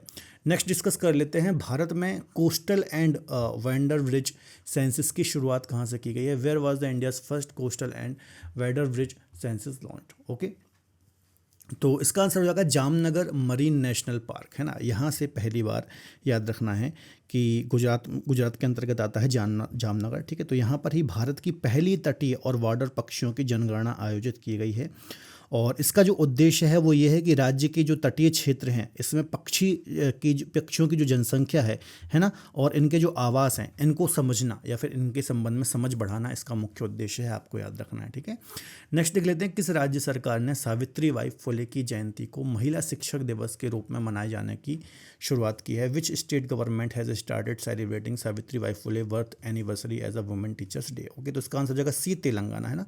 तेलंगाना सरकार ने जो सावित्रीबाई फुले हैं, आपको पता ही होगा, ये भारत की पहली महिला शिक्षिका रही हैं, फर्स्ट लेडी टीचर्स रही हैं, आपको याद रखना है। और यदि इनकी हम बात करें तो क्रांतिकारी महिला थीं, जिन्होंने 19वीं शताब्दी में सामाजिक कुरीतियों और जो लैंगिक भेदभाव है इसके खिलाफ जम करके आवाज़ उठाई थी, ठीक है। तो याद रखना है, अच्छा क्वेश्चन है, यहाँ से डेफिनेटली क्वेश्चन एग्जाम में देखने को मिल सकता है। नेक्स्ट देख लेते हैं, दुनिया का तीसरा सबसे बड़ा मेट्रो रेल नेटवर्क वाला देश कौन सा बन गया है ना। विच country has become the third largest metro rail network in India, है ना। तो भारत जो है, याद रखना है, ये तीसरा सबसे बड़ा मेट्रो रेल नेटवर्क वाला देश बन गया है। यहाँ पर लगभग 1000 किलोमीटर जो लंबा रूट है मेट्रो का, है ना, ये स्थापित हो चुका है। और इंडिया जो है अब चीन और यूएसए के बाद, है ना, चाइना और यूएसए के बाद तीसरा देश बन गया है जो कि सबसे लंबा मेट्रो रेल नेटवर्क अपने पास रखता है। तो अच्छा क्वेश्चन है। नेक्स्ट देख लेते हैं, भारत का पहला जैविक मत्स्य पालन क्लस्टर कहाँ शुरू हुआ है? First organic aquaculture cluster launched, है ना। तो यहाँ से भी क्वेश्चन आपको देखने को मिल सकता है। इसका आंसर हो जाएगा सिक्किम। सिक्किम में भारत का पहला जैविक मत्स्य क्लस्टर शुरू किया गया है, याद रखिएगा। नेक्स्ट देख लेते हैं, हेनले पासपोर्ट इंडेक्स 2025 में शीर्ष स्थान पर कौन सा देश है? ठीक है, फर्स्ट पर कौन सी कंट्री है? तो इसका आंसर हो जाएगा सिंगापुर। तो देखिए ये जो इंडेक्स है ये तो देखिए हेनले पासपोर्ट इंडेक्स जो है ये दुनिया के पासपोर्टों को उनकी वीज़ा मुक्त पहुंच के आधार पर रैंक प्रदान करता है। और याद रखिएगा सिंगापुर इसमें टॉप पर है। जो भी सिंगापुर के यात्री हैं वो 195 कंट्रीज़ में बिना वीज़ा के यात्रा कर सकते हैं, इसलिए ये टॉप पर है, याद रखना। इंडिया की रैंक कौन सी है? तो इंडिया की रैंक जो है ये 85th है ना, 85वें नंबर पर, 85 नंबर पर हमें, या फिर 85वें नंबर पर हमें, ठीक है, तो याद रखिएगा। नेक्स्ट देख लेते हैं, किसने दलाई लामा की खुशी का रहस्य पुस्तक का विमोचन किया है? Who release the book the secret of the Dalai Lama happiness, है ना। तो अच्छा क्वेश्चन है, इसका आंसर हो जाएगा डॉक्टर दिनेश शाहरा, है ना। इन्होंने दलाई लामा की खुशी का रहस्य पुस्तक का विमोचन किया, आपको याद रखना है, ठीक है। नेक्स्ट देख लेते हैं हम। अगला क्वेश्चन है, भारत का पहला केबल स्टे रेलवे ब्रिज का उद्घाटन कहाँ पर किया गया है? तो याद रखिएगा हाल ही में जम्मू कश्मीर में भारत का जो पहला केबल स्टे रेलवे ब्रिज है इसका उद्घाटन किया गया है। याद रखिएगा ये भारतीय रेलवे का पहला केबल स्टे रेल ब्रिज है ना, और काफ़ी महत्वपूर्ण है जम्मू कश्मीर के लिए कनेक्टिविटी के हिसाब से, तो याद रखिएगा। नेक्स्ट है, प्रधानमंत्री नरेंद्र मोदी ने भारत के पहले ग्रीन हाइड्रोजन हब की आधारशिला कहाँ पर रखी है? वेयर डिड पीएम मोदी ले the foundation stone of India first green hydrogen hub, है ना। तो ये भी अच्छा क्वेश्चन है, इसका आंसर हो जाएगा विशाखापट्टनम। प्रधानमंत्री मोदी ने भारत का जो पहला ग्रीन हाइड्रोजन हब है इसकी स्थापना विशाखापट्टनम में की है, आपको याद रखना है ना। अब ऐसा भी क्वेश्चन आ सकता है कि इसकी स्थापना किसके द्वारा की गई है? तो एनटीपीसी जो ग्रीन है ना, एनटीपीसी ग्रीन कंपनी जो है, एनटीपीसी की एक अन्य कंपनी है एनटीपीसी ग्रीन, है ना, तो इसके द्वारा ही इसकी स्थापना की गई है, याद रखना है। यह हब भारत में सबसे बड़ी एकीकृत हाइड्रोजन या फिर हरित हाइड्रोजन उत्पादन की सुविधा प्रदान करेगी, आपको याद रखना है। नेक्स्ट देख लेते हैं, विश्व का पहला हाई एल्टीट्यूड वाला पैरा स्पोर्ट्स सेंटर कहाँ स्थापित किया जाएगा? Where will the world first high altitude para sports centre established, ना। तो इसका आंसर होगा लेह। लेह में सबसे ऊंचा, है ना, याद रखिएगा, पैरा स्पोर्ट्स सेंटर स्थापित किया जाएगा, याद रखना है ना। अब यहाँ पर क्या होगा, इस केंद्र में या फिर ये जो खोला जा रहा है पैरा स्पोर्ट्स सेंटर, यहाँ पर जितने भी स्पोर्ट्स होते हैं, है ना, तो जो भी पैरा एथलीट होते हैं यहाँ पर अपनी ट्रेनिंग ले पाएंगे या फिर प्रशिक्षण ले पाएंगे। तो अच्छा क्वेश्चन है, डेफिनेटली ये देखने को मिलेगा। ओके, नेक्स्ट देख लेते हैं, इसरो ने गगनयान मिशन के लिए किस देश की स्पेस एजेंसी के साथ में समझौता किया है? तो अच्छा क्वेश्चन है, पिछले साल का क्वेश्चन है ना, लेकिन इंपॉर्टेंट था इसलिए मैंने रख दिया है। तो इसका आंसर हो जाएगा ऑस्ट्रेलिया, है ना।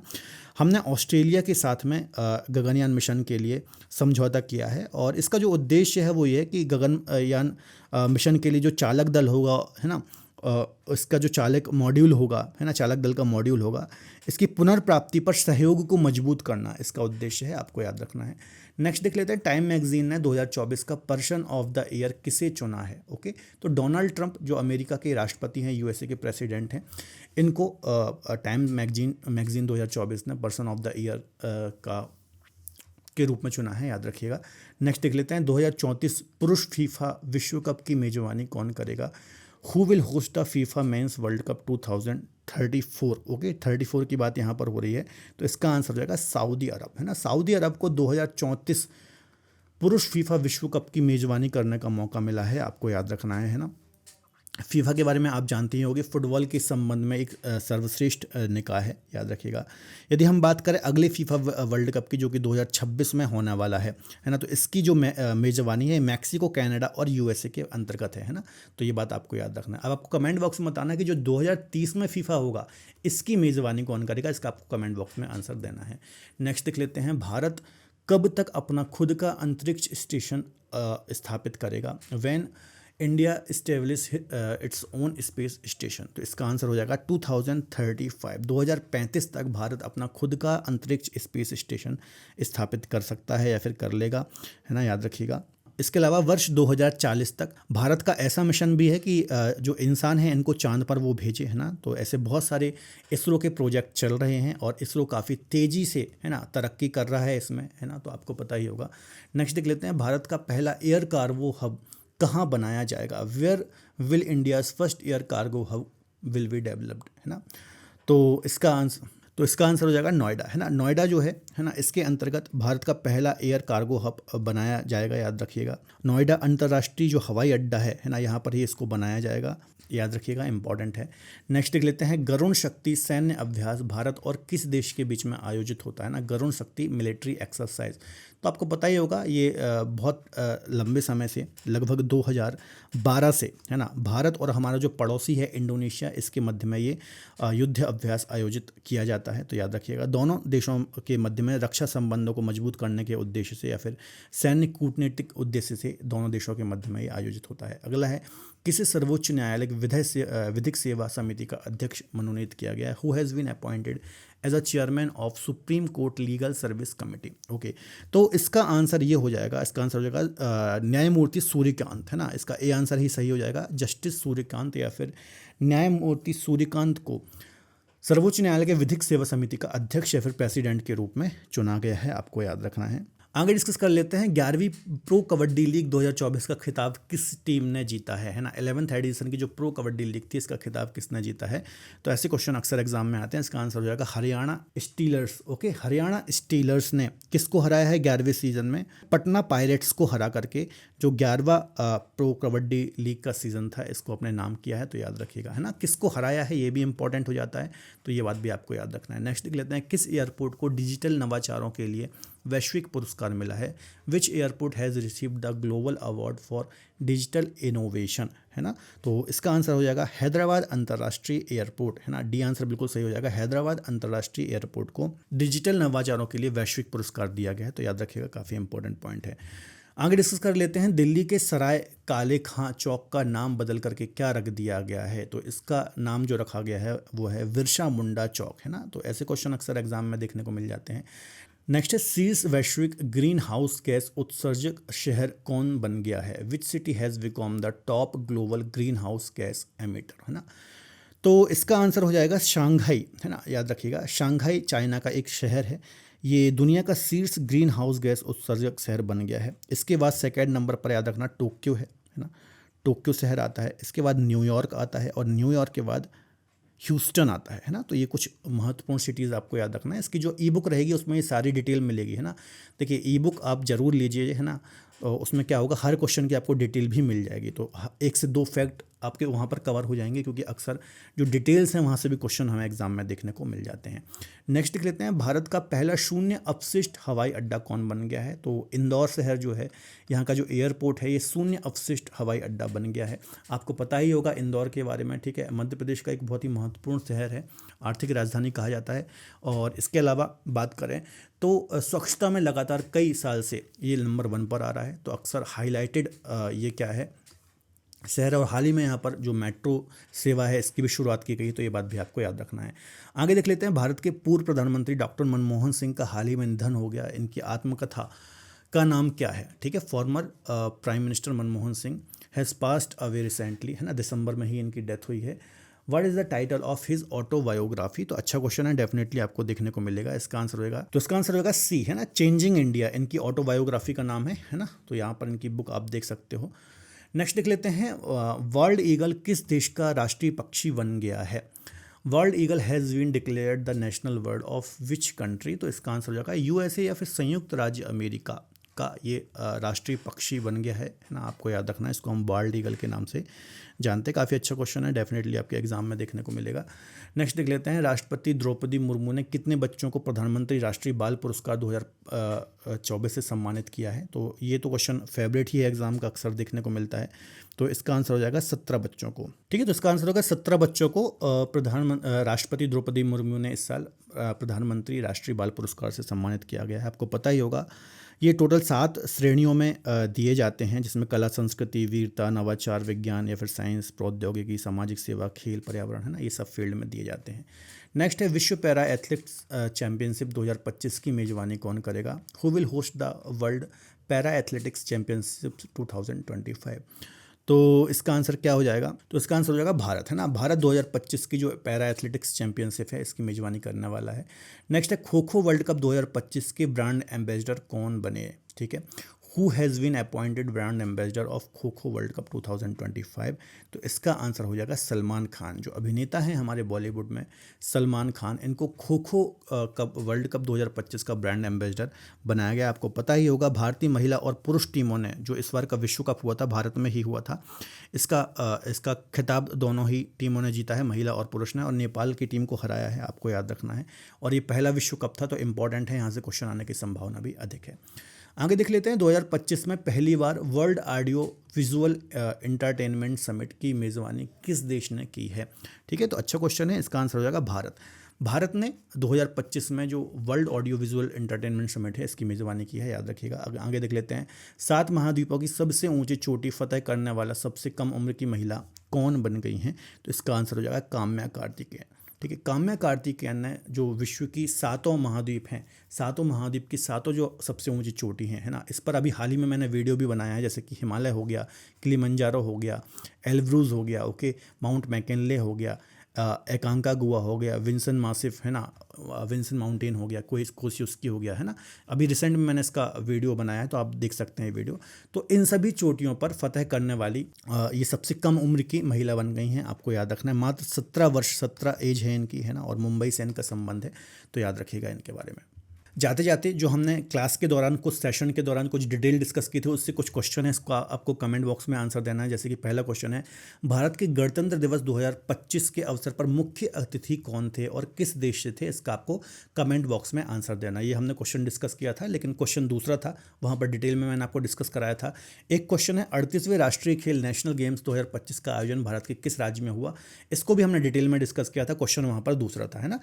चलिए, एक स्टैटिक क्वेश्चन भी आपके लिए है, अफ्रीका महाद्वीप की सबसे ऊंची चोटी कौन सी है? Which is the highest mountain peak of Africa continent? इसका भी आपको कमेंट बॉक्स में आंसर देना है। अभी हमने सारी माउंटेन पीक डिस्कस की, उसमें एक हमने ये भी डिस्कस किया था। तो दोस्तों, ये लगभग 175 क्वेश्चन के आसपास हमने यहाँ पर डिस्कस करे हैं। साथ ही साथ हर एक क्वेश्चन में मैंने आपको डिटेल भी डिस्कस कराई है। बाकी यदि हर एक क्वेश्चन की और भी ज़्यादा डिटेल आपको चाहिए तो आप हमारी ई बुक को अवेल कर सकते हैं। कुछ इस प्रकार से ई बुक आपको मिल जाती है, हर क्वेश्चन में आपको डिटेलिंग मिल जाती है ना। तो यहाँ पर आप देख सकते हैं, हर एक क्वेश्चन में मैंने ठीक ठाक डिटेल दी हुई है, जिसमें वो आप अच्छे से पढ़ सकते हैं। इसमें आपको और भी फैक्ट कवर हो जाएंगे, ठीक है। तो आप हमारी एप्लीकेशन को डाउनलोड कर लीजिए, PDF आपको बिल्कुल फ्री में मिल जाएगी, लेकिन ई बुक लगभग आपको ये 25 रुपीज़ के आसपास ही मिलेगी, कोई ज़्यादा बहुत महंगी नहीं है, जिसमें लगभग 50 पेजेस आपको मिल जाते हैं और काफ़ी अपडेटेड कंटेंट है ये, और काफ़ी डिटेल्ड और रिसर्च कंटेंट है, तो इस पर आप पूर्णतः भरोसा कर सकते हो। पूरा कंटेंट जो है मेरे के द्वारा ही यहाँ पर तैयार किया गया है, ठीक है। इसके अलावा संकल्प जो फाउंडेशन बैच है, इसके अलावा संकल्प फाउंडेशन बैच को आप अवेल कर सकते हैं। अभी ऑफर में मात्र 799 रुपीज़ में मिल रहा है। यहाँ पर आपको ज्योग्राफी और पॉलिटी की क्लासेस फिलहाल अभी यहाँ पर चल रही हैं, तो इनके आप डेमो क्लास भी देख सकते हैं, यूट्यूब पर भी मिल जाएंगी, हमारी एप्लीकेशन पर भी मिल जाएंगी, ठीक है। लगभग 7 वर्षों से मैं यहाँ पर पढ़ा रहा हूँ, है ना। अलग अलग जो प्लेटफॉर्म है वहाँ पर भी मैंने पढ़ाया है, तो इस बैच को भी आप यहाँ पर देख सकते हैं, और इंडिविजुअल फाउंडेशन कोर्सेज हैं, इनको भी आप देख सकते हैं। तो हमारे चैनल के साथ जुड़े रहिए। धीरे धीरे करंट अफेयर के और भी वीडियोस आएंगे, जैसे कि monthly current affair, topic wise जो करंट अफेयर हैं, जैसे कि अवार्ड एंड ऑनर, है ना, अपॉइंटमेंट्स हो गई, सैन्य अभ्यास हो गए, तो इस टाइप के टॉपिक वाइज करंट अफेयर भी हम धीरे धीरे लाने वाले हैं। तो हमारे साथ कनेक्टेड रहिए। वीडियो लेक्चर पसंद आया हो तो प्लीज़ वीडियो को लाइक ज़रूर करें। इसके अलावा अपने दोस्तों के साथ शेयर ज़रूर करें, ताकि हम ऐसा कंटेंट आपके लिए आगे भी लाते रहें। मिलते हैं अगले बेहतर लेक्चर में। अपना ख्याल रखिए और पढ़ते रहिए। बाय बाय, टेक केयर, जय हिंद।